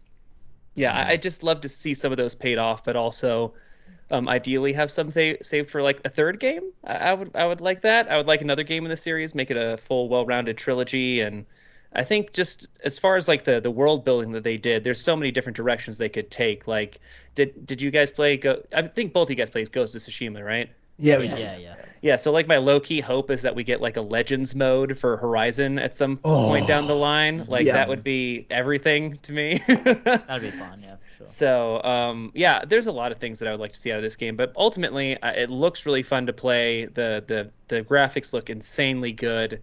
I just really am interested to see yeah, just a couple of the big questions that have been bugging the community for a long time to just kind of get some clarification on that, and a couple of the Gaia casts, because Gorilla came out with these podcasts with the devs that made the game. They've offered us a couple really kind of big revelations, but overall, I would just love to see one or two of those really big questions get paid off. And there's a couple things in some of the trailers that I think kind of hint towards some pretty big reveals in this next game. Is there anything that you're concerned about in terms of, is there anything you've seen from this game that you're like, I'm not sure if that's the direction, I'm worried that it'll do this type thing? If it's aliens, I'm going to freak out. I am going to lose my frickin' mind. I will be so irritated. I'm not gonna lie, like, because people are like, oh, these look so alien. Like, because there was such good writing and good story in the first one. So if they totally just bail out and like it was aliens the whole time, yeah, there's no way. Surely not. Yeah, that's in the pit of my stomach. That's like my worst fear realized. But luckily, the first game earned a lot of trust with me. I think the only knock that you can give it, you can give this a lot with any kind of single player RPGs, is that the replayability is a bit rough. So if you can find ways, like there's an arena mode in this, which will be really cool, that has like an online ranking that you can go in and kind of compete that way. So keeping things fresh, I'd love to see some DLC for that, but just ways to keep the story going after you've completed the main kind of arc of Aloy throughout the whole game. So for me, that would be great. And the only thing that really makes me nervous would be if the gameplay isn't fun. I think that's because you could have the best story in the world, but ultimately the medium that you're telling it in is a video game, so the gameplay has to be fun. And they're taking some big swings in this, like they're adding different ways to grapple and move around. And so many things that they're keeping the same, they are stretching their legs, which I think is good overall, but there is some risk with that. Mm-hmm. Yeah, no, I totally agree with that. I never even considered aliens. That wasn't even a thought that's ever come to my head. Is it a theory you've come up with, or have people mentioned it to you? No, it is not a theory that I've come up with. It comes up every once in a while, but it is a minor thought process that there's a contingent of the lore fans that think it's aliens, and I every time I'm just like, please don't. Just in what way? Like, what aliens are the ones that created the robots, or aliens are the ones that like destroyed the planet? Like, yeah, like the aliens are the ones that destroyed the planet, that sent the glitch to wipe life out, and potentially aliens sent the transmission that kind of awoke Gaia subfunctions. But I think there's just a lot more clever and in-game things. I've had theories about it before. Some of them have kind of, especially with new information that's come out, have been either kind of gone down my list as possibilities. Some have risen that I think are probably far more likely. I think I have kind of a prediction as far as what I think the total situation is happening is, but it's been interesting to kind of get some ancillary information. But if it's not aliens, I'll be very pleased. Yeah, definitely. You've just bad. I thought it was. I had no concerns in that front, and now I do. That's sort of where I'm at. That's sort of where I'm at with that. This is. There's some anxiety for you there, Tyler. You're welcome. Whoa! I'm riddled with it at all times, so it's just great to have more. I always welcome and embrace more of it in my life. So that's exciting. Yeah. James, what about you? Before we get into any concerns you have, what are your sort of positive, like, general thoughts going into Horizon Forbidden West?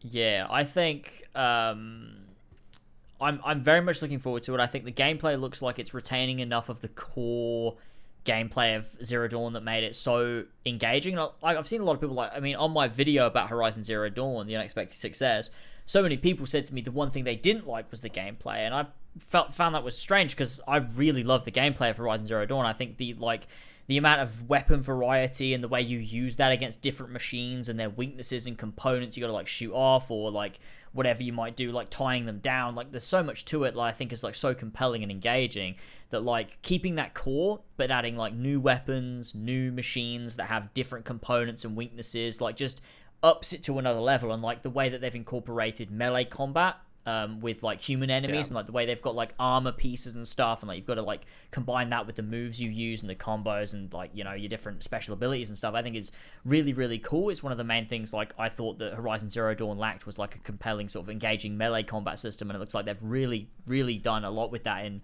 Forbidden West. They've even got the melee arenas in there now as well. I think that's how confident they are about the melee combat. They've literally made it a whole gameplay feature that you can spend time in. Yeah, well, it looks like they're doing a lot in it looks like Horizon Zero Dawn, but they've sort of addressed a lot of the issues from it by like making it a lot better, adding some new things you maybe didn't think you needed, taking us to a new area. I think like some of the stuff that I would love to see is like I didn't watch a lot of the marketing for Zero Dawn, so when I first played it, everything was sort of a surprise.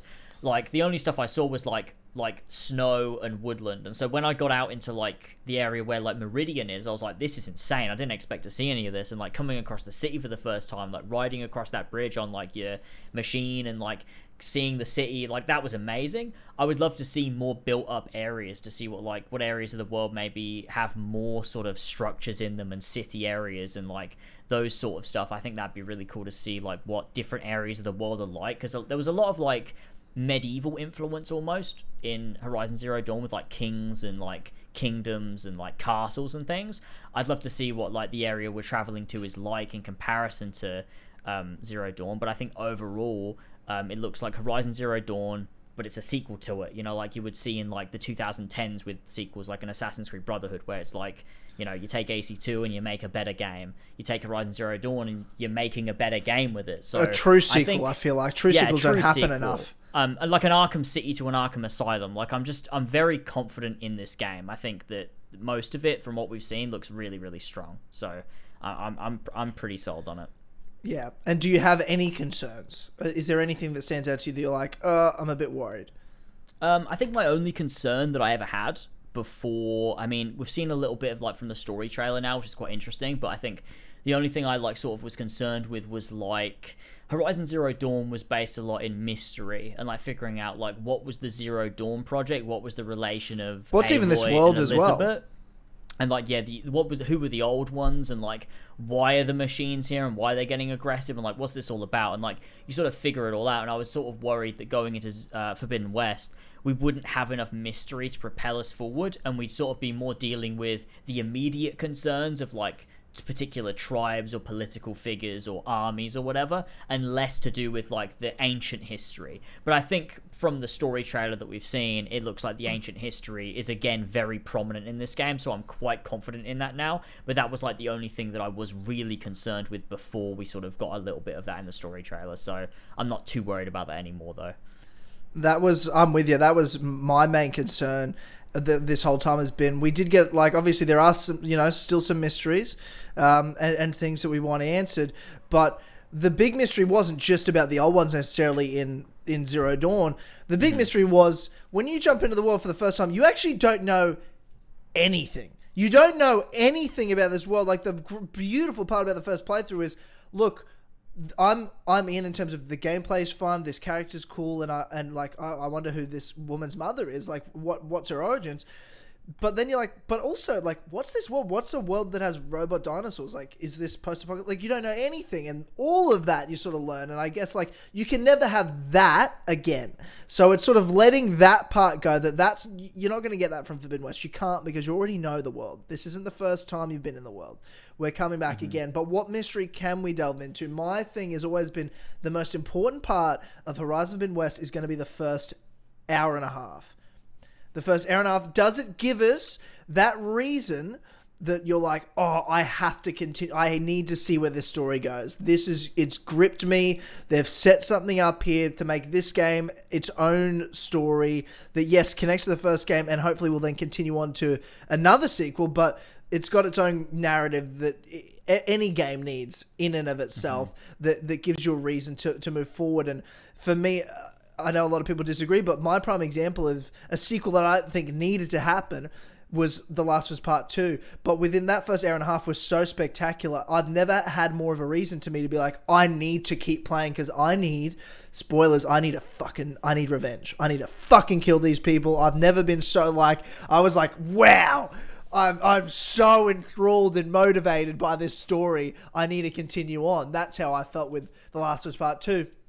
So I don't expect maybe that level, but like in Forbidden West, I'd love that, like something to happen majorly in the first part of the game that gets you into it. The same way the opening of Zero Dawn's like, okay, you see how the sort of birth of Aloy, and you're like confused, like I want to know more about this character I'm playing. I want to know more about this world, and you know, why is she an outcast? Why is Rost an outcast? There's just enough questions to push you forward that continue to give you even more, and I just want the same thing to happen here. So that first hour and a half is certainly, to me, the most important. But again, I think the story trailer really turned me around to a lot of things, because everything just felt so far away with all the other trailers. I'm like, yeah, cool seeing gameplay, but I haven't been gripped yet by the hype for the story. But that story trailer really pushed me. I've got one question, though, from that story trailer. We had a particular character that looked like, I don't know if she looked like an AI or not, but then I've seen another trailer from the voice actress, and she's got a name. I think it starts with T. I forget. Tilda. And then it sort of looks human. Tilda sort of looks human and there. What, like, Chili, do you know much about Tilda? Like, what can you tell us about this character in Forbidden West? So they've purposely left this character pretty mysterious for obvious reasons. There's kind of like two purveying thoughts that I have for her. I'll tell you the one that I think is less likely first, which, if you guys remember, and like I said, Horizon does this thing where it really just leaves these interesting, like within the data points, there are just these small details that could have wide sweeping ramifications. And a big one is the Odyssey project. And I'm not sure if you guys are overly familiar with the Odyssey project, but it originally started off in the 2040s as a way for humans to colonize a planet beyond our solar system, because the planet was facing the worst, like a cataclysmic climate crisis, which is almost too real. But moving past that, that project got scrapped, but then it got picked up later on by this company, or this future consortium called Far Zenith, and it worked alongside Zero Dawn to kind of meet the goals for both exoplanet colonization and for what Zero Dawn would eventually become. Like, the Odyssey supplied the birthing pods that they would use to repopulate the planet through Eleuthia. They had an alpha build of Apollo that was going to be used on the original Odyssey, which allowed Apollo to be built before. So there's this kind of theory that even within the lore, they say that telemetry indicated that they suffered a catastrophic failure as they were attempting to leave the solar system, and that everything on the colony ship was lost.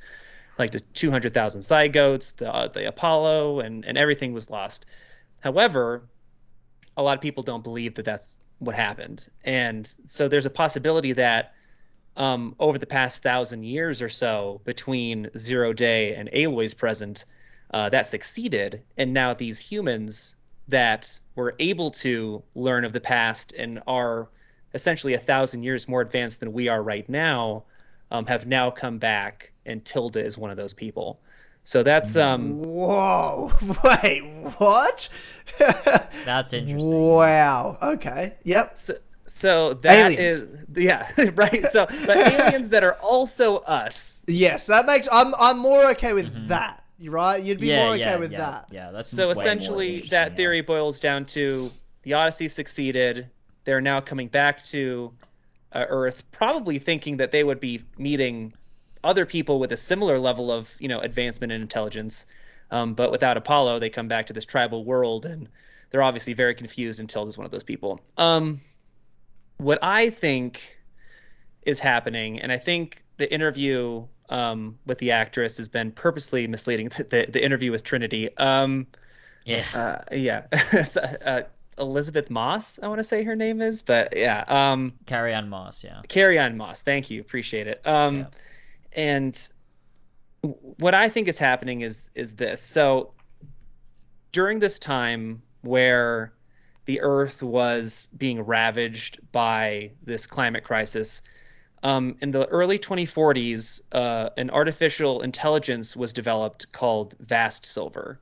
And I'm not sure if you guys are familiar with Vast Silver at all. And I wouldn't blame you if you weren't, because it's literally brought up in like 3 data points in the whole game. I feel like I've heard it, but like I'm not in enough to know. Yeah. So, which I totally get. So just bear with me here. So, Vast Silver I love this. This is why you're on. I wanted to know this. This is the stuff I want. Exactly. Yeah.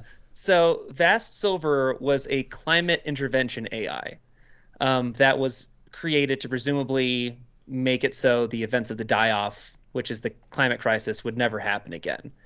But it reached a level of sentience that was far greater than they had ever anticipated before. And Vast Silver, in quotes, escaped for about a year. And nobody knows what happens with the AI in that year, and it was eventually recaptured. But we're kind of given hints to the fact that Vast Silver, for whatever reason, was almost afraid of something. And it left and it did whatever it was, and official reports say it was recaptured about a year later. But it's an interesting note that I believe it was I'm going to lose all my Horizon cred. In March 3rd of 2063. If you don't know the hour, are you even? I don't know to the hour, honestly. Yeah, at approximately 12 noon Pacific time. It pops up, something claiming to be Vast Silver pops up on this, basically what is a chat room of a Hollow Horror series, just appears. So they give a purposeful bit of lore that says there's probably more to Vast Silver than meets the eye. So you have potentially an AI that is just as sentient, just as powerful as Gaia, that has been existing for 1,000 years. And has remained unaccounted for in that time. So there's these machines in Horizon called multi-servitors, which exist within cradle facilities. They were like the robotic caregivers that took care of like a fledgling population. And even though they were really limited in their functionality, they looked very human. So for my money, a super highly advanced AI would probably have no problem hacking into one of those things to appear human. And so if I was to make a bet right now, I think Tilda, this woman in quotes, that we see at the end of the game, is most likely in some kind of manifestation the AI Vast Silver, is what I would say. Wow, that's fucking interesting. I love Horizon so much. I fucking love this lore. Like, this is the kind of shit I need. I'm so glad this game exists, because this is like, it scratches that itch. Like, it's very like, I mean, to not to bring it back to Assassin's Creed. I know you were gonna do this. I'm gonna do it again. Do this. I mean, when you play through like an Assassin's Creed Brotherhood, and you get all the lore of like the first civilization and stuff, and it's also like just in depth and interesting. Like, Horizon scratches that itch for me, but almost goes further. Like, it does more. It's like got so much more to it. Like, it's better. So it's when I played Horizon Zero Dawn, it was like everything I needed. It was like all the stuff I love in stories and lore and the history and stuff like that. I love it so much. It's so fucking interesting.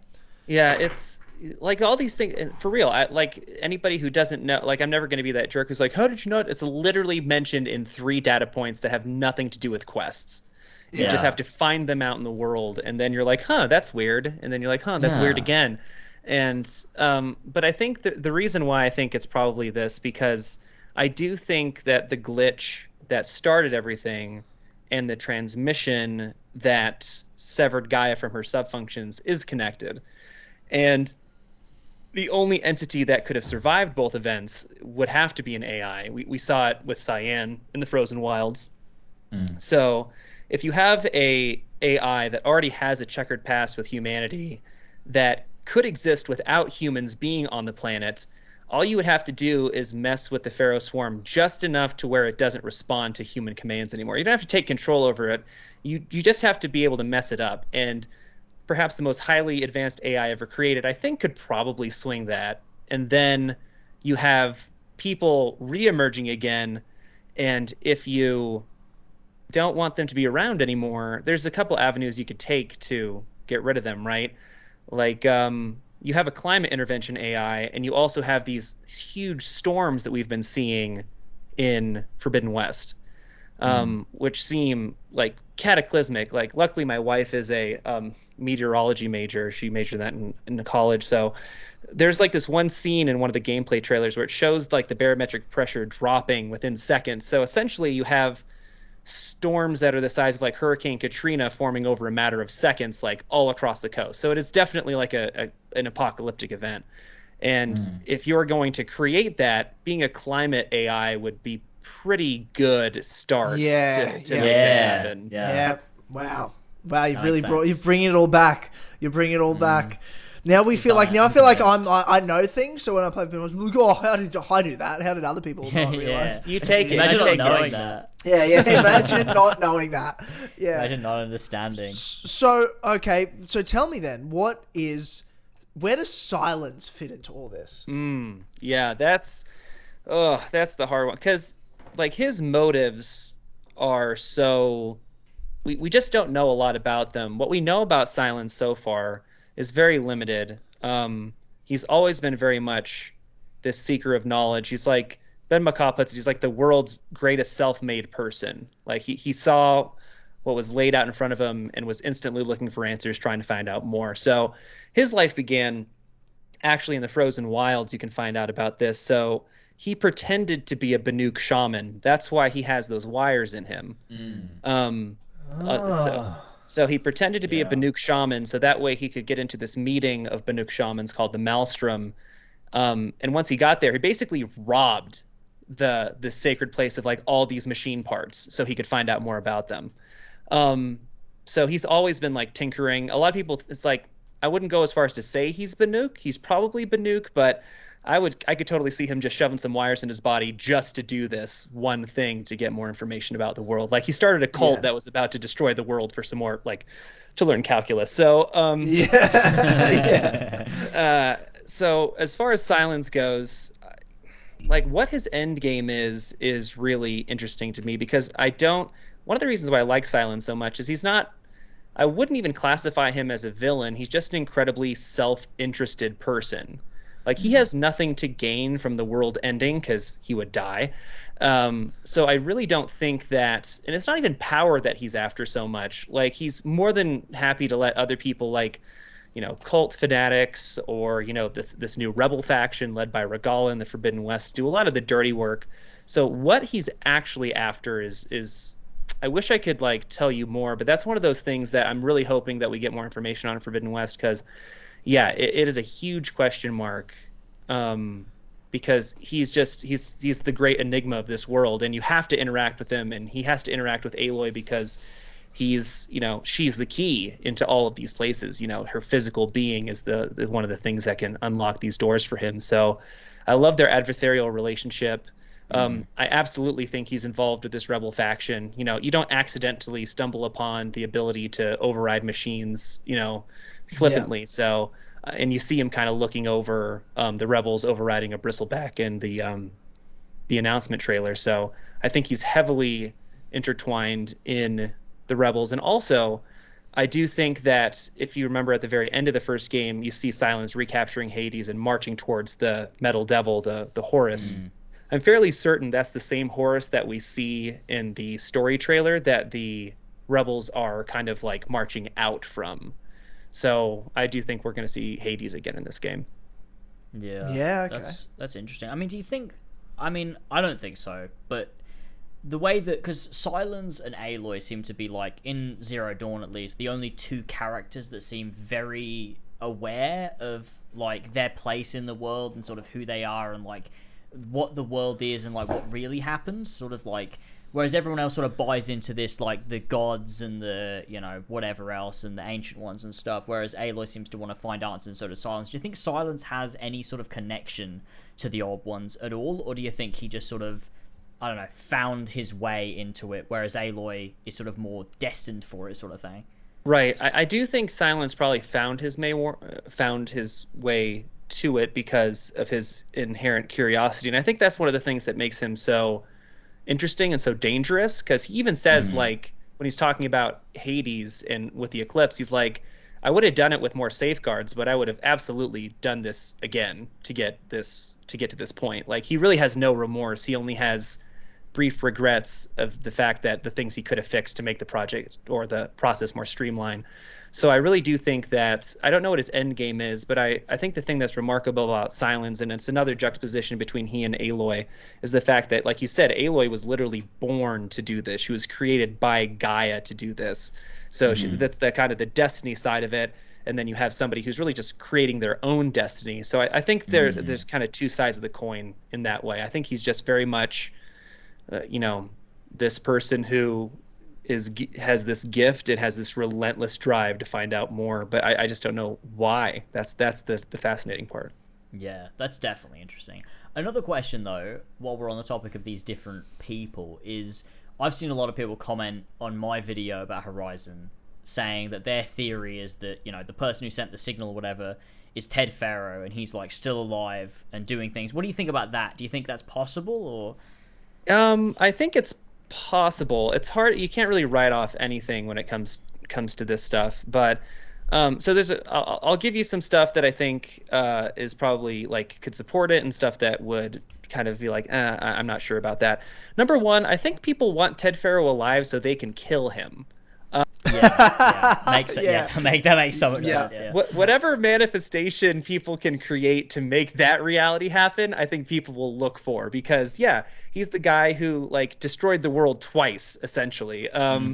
So I think a lot of people are just really wanting that to happen. There is precedent in the lore for life extension therapies. So I'm not sure if that would be over 1,000 years, or there's cryostasis and things like that within sci-fi.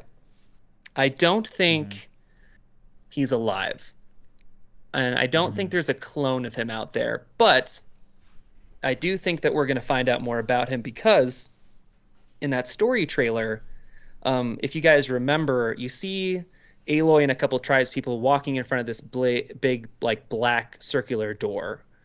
And there's an insignia on it, and a lot of people have been saying that is a cauldron, and like I would 99% say that it's not, because number one, cauldron doors are triangular, they're not circles, but the symbol on it is a Pharaoh automated solution symbol. You can see that on the side of like scarabs, like the corruptors. So for my money, triangle looking thing. Yes. Looks like the AC Odyssey logo. Why do you have to bring? I'm sorry, I just want our audience to know what we're on about. They might not know what a triangle is, right? No one cares about it anymore. It's over. It's dead. We don't have to bring it up every time. It's burned into my brain, all right? Odyssey broke me, okay? But the interesting thing about it is, after 0 Day, Ted Faro didn't go to this place called Elysium, where a bunch of the people who worked on Zero Dawn lived out the remainder of their lives. He didn't live at Gaia Prime with the Alphas. He had his own deluxe personal bunker called Thebes. So for my money, what you're looking at in that part of the trailer is that bunker. So I think that door is essentially the final resting place of Ted Faro, and there's no telling what you're going to find in there. But for those people who want some more Ted Faro, I think you're going to get that. I don't think he sent the signal. I just think he's been long dead, personally. What about Elizabeth? Like, obviously we found out a lot. She was such a huge focus of Zero Dawn. Do you think she still has a role to play in Forbidden West? I do. There's. I'm personally hoping that we find out more about the company she founded after she left Faro, which is called Miriam Technologies. So I'm hoping that we find like a ruin of that Aloy can find, because as much as she's interested in finding out more about the world and saving the world, I think it's still a prevalent theme for her that she knows who Elizabeth is, but she wants to find out more about Elizabeth. So I think that we're definitely going to get some more background information on Dr. Sobek, and I think that overall, she's just, especially with a bunch of the green robotics and trying to bring the world back, like her fingerprints are everywhere. And in fact, going back to Vast Silver, there's pretty decent evidence or at least connections that I would say that Elizabeth Sobek worked on Vast Silver. So I think that she could be intertwined in that because, she was at the forefront of artificial intelligence at that time. And I think that if you were going to pick a lead for that project, and Pharaoh, like before he ruined the world, his company was actually responsible for a lot of what brought the world back from the die-off in the clawback decade. So I would not be surprised if Vast Silver was a Pharaoh Automated Solutions project. I would not be surprised at all if Vast Silver was worked on by Elizabeth Sobek. And I wouldn't be surprised if that's a really big key in either how to shut it down or how to get that person to help you. So I do think we're going to get more Elizabeth in this game. Yeah, I think as well, because the story trailer, I think they've not forgotten about Elizabeth, because the story trailer starts with, Aloy saying, I'm running out of time, Elizabeth. There's still that connection there. It's not like her story was done and, that's forgotten about and it's in the past now because Horizon Zero Dawn's done. It's it carries into this game. Elizabeth's still prominent for Aloy, so if she's prominent to the story, yeah, I wouldn't be surprised. I think it makes a lot of sense. Yeah. And I love Dr. Sobek as a character, so I'm always down for that. Yeah, she's fantastic. What do you feel is, I guess, and this is sort of a loaded question, but we've talked about a lot of very specific things, these AI, what's sort of leading, who's the cause, who did this, that, and the other. What do you feel is the overarching purpose of this series? Where do you think, because I feel like it's a sequel that's going to show you, what's the overarching importance? Because when you look at it in a vacuum, what we've got from the story trailer, in some ways, you got to admit it's a lot of similarities to the story structure of the first game, where there's obviously the silence interaction and can you trust him, can you not trust him? You've got some sort of rebel faction that's more of in the tribal political world that's happening right now, that event with the storms and stuff, and then you have this overarching old world Elizabeth, the guy out, all of that stuff. What's going on there? It feels like it's still covering all of those bases. What do you feel is going to be the important through line that's going to lead into a third game, if there is one? What's the important purpose of this story here? Well, I think that Horizon's story, there's two sides of it. Number one, it's the classic hero's journey, right? You have this person who's been plucked from obscurity, who's destined for a greater purpose. But I also think that Horizon is really a story of human potential, and life versus death, where as humanity, we are so capable of inflicting both things, where you have the whole story starts with, this humans ruin the world, but then through some humans' efforts, the world is brought back again. And it's this struggle between these two kind of those who are really self-interested and those who are selfless. And I think that's also another thing that kind of is a through line between Silence and Aloy, where one is unapologetically selfish and self-centered, and this other person has dedicated their entire life into the service of others. So I think that's going to come to a head probably in the third game, where Silence figures out a way to execute what he wants to without the help of Aloy, because they have this very tenuous relationship where they need one another, but they don't necessarily like one another, and they're not even aligned on a lot of different things.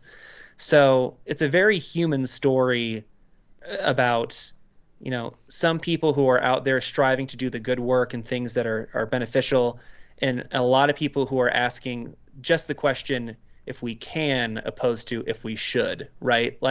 This is probably going to be a hot take. I don't think Ted Faro is your classical definition of an evil person.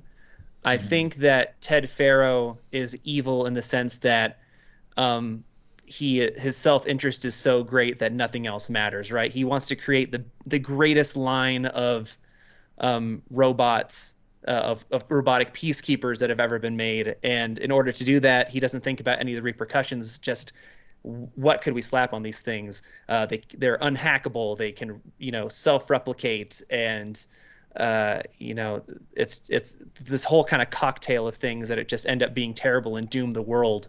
So I think it's just blind ambition and asking the questions if you should rather than if you can. And I think that through line, especially between Silence and Aloy, is only going to intensify, and those differences are only going to be more apparent in this game and probably carrying through to a third game. Yeah, well, the actors even said in a recent behind the scenes sort of making of trailer about that relationship between Aloy and Silence of like you said, like needing each other but also being on opposite ends, but they sort of keep coming back to each other. Do you think when we end Forbidden West and lead into whatever comes after, there will be, I feel like there's almost got to be in this game that sort of a bit of a climax to that relationship where there's a massive conflict?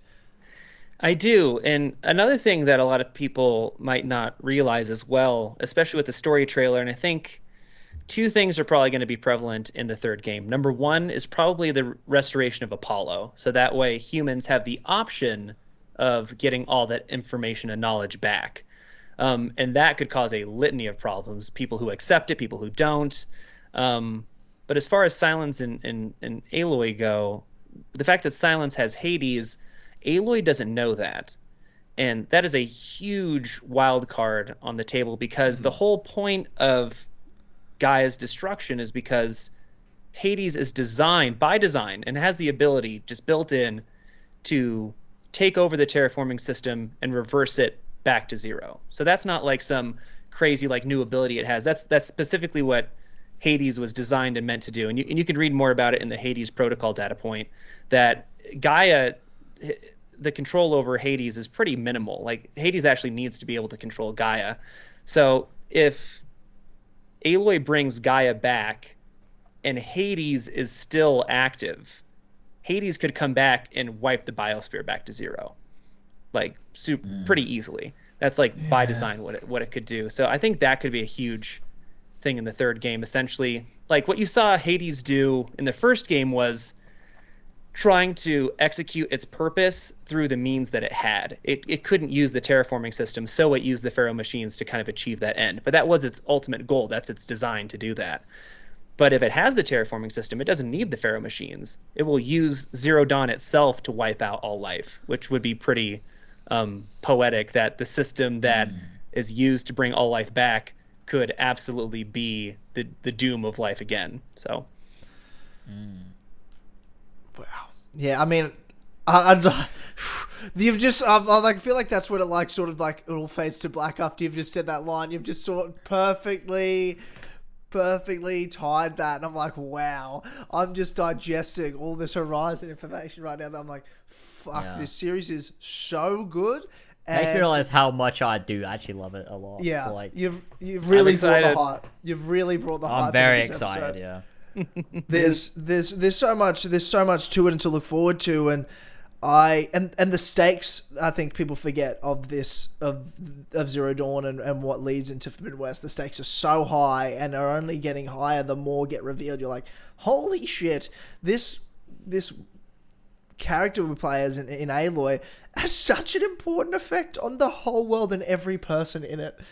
And she's just like she's an outcast from the Nora tribe, like that was born in a cave, really. Like it's, and she's exploring this world, and it really is like a mind-boggling experience of a game. And I when the first Horizon came out, I've seen the trailers, obviously just robot dinosaur weird looking game that I think James and I jumped on because of a Colin Moriarty doing his review of it, and we were like blown away from like him talking about. We're like, oh yeah, we should play Horizon, and like, and then we jump in and we're like, this is one of my top 10 favorite games of all time. I'm like, I think it's such a masterpiece experience that I adore so much. So it's just great to be back at this point where a sequel's about to come out.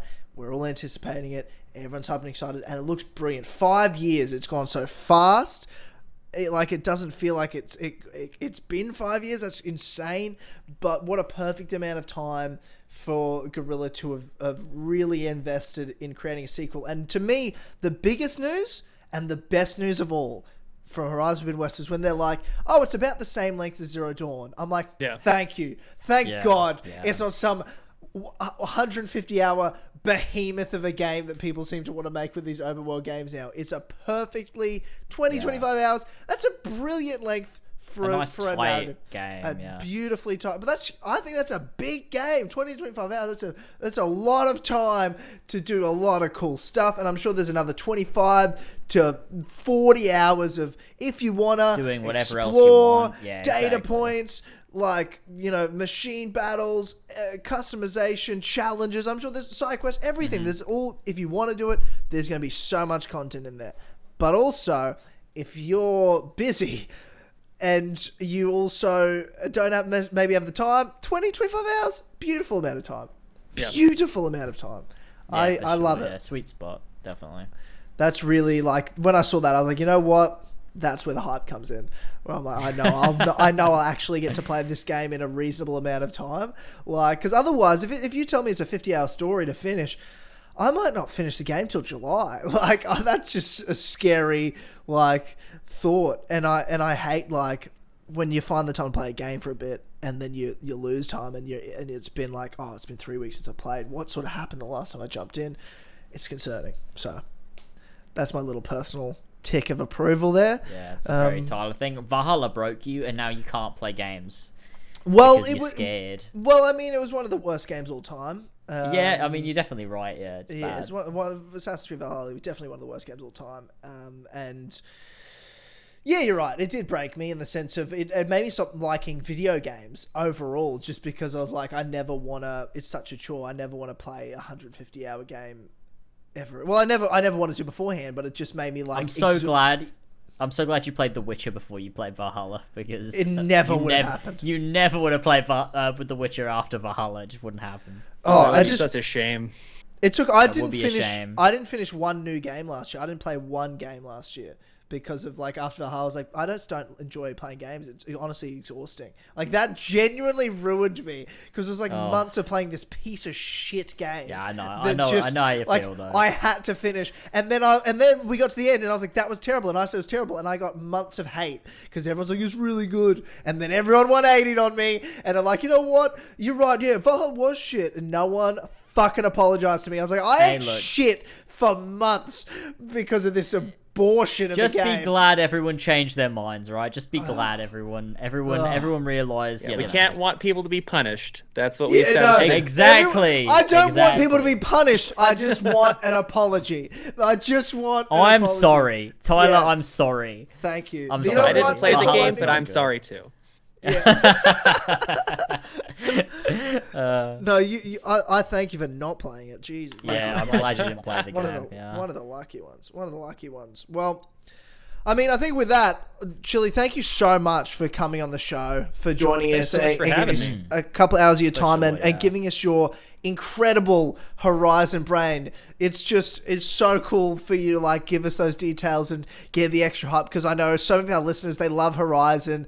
That we've got a big fan base in our community, and I know there's going to be lots of them that didn't know all the things you were explaining, and they're like, oh my God, I'm so excited now for this, that, and the other. And we feel like we're in on it. It's beautiful. Thank you so much for coming on and sharing that with us. My pleasure. Anytime, guys. Thank you so much for having me. And we'll have to get you on later again this year. We'll talk all things through with spoilers with Forbidden West, and I'm going to want to get you on before this Lord of the Rings show now, because as a fellow Tolkien nerd, we can really dive in. Hopefully we have more info, some trailers, a bit more to go off. So that'll be really exciting. So thanks, man, for coming. I really appreciate it.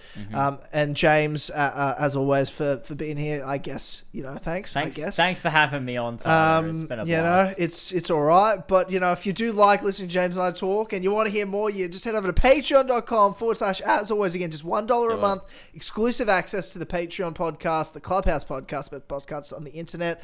And of course, other cool perks and rewards, so head over there and check that out. So thank you to the Sweet Vintage to help power this podcast on the credits tier. That's $5 and up. So thank you to these guys, these crazy names that Chili's about to never want to talk to us again after hearing. We have Ollie the Superior Ollie, Avery Dobbs, Clark 53, Damien, Epic Alaric, or Faramir's Noble Shaft, Ferentino, Flash Paradox, Franco, Jesper Olsen, King Richard III, Ryan Hafer, Tristan Weaver, Ballsack 47, Aragon, Kimasaba Gamma Cream Pies, Sicarius aka Kieran, Adam the Tobias Forge Simp, Alfie Rodbert, Andy Cure, Big Dick 666999, 99. Ben Higgins is thankful for his stick brethren. Benedict Clobbers, BFHC, Biggest Fucking Virgin, Bodge, BQ Overlord the Elder, Brian Ford, Call Me Daddy, Christian0210, Connor DeRose, Bully in the Alley, Dry Man Gamer 101, Eli, Emil Cadborg, Radito Hacker, Ethan Dean, Fishy, Furious Coco, Gene, Gimme a Penis, Kinko Swag, God Bless the Visionary, Zack Schneider, Gwen Hughes, Harrisy, Hooky, Jack DG 1998, Jane B. Bennett, Joe the Founded Scarab, Josh Duvillier, Josh J. Anderson, Joshua Mora, Kassassin, Christian Rowe, Liam, Luca, Lucas R05, Louis De Leon, Mac Watto 123, Mario 5380, Massabas, Max H, Money Unicorn, Nick Miller, Old World 7, our best and favourite mod Brownie, Philip Stillwagon, Radok, Ravjo, Seth, Son of a Bitch, OG Doggo, Sparky Bucks, Sussy Imposter, Amogus Moment, The Blue Cow, The Poothy, Connor Thor, the Pussy Connor Thor, aka Zacchino, Thefmus, they call me the Greedy Bear, but Assassin's is long gone. Tony, Walshy, and Zeppo. Thank you, you Thanks, everyone. for helping power. Love ya. This podcast. It's a journey every day of my life reading that list. It's an absolute fucking journey. So thanks everyone for listening. We'll see you all for the next episode of the As Always podcast, where Horizon Forbidden West will be out, and we will see you all next time. Thank you, and goodbye. We'll see you later, everybody. Bye-bye. Have a good one.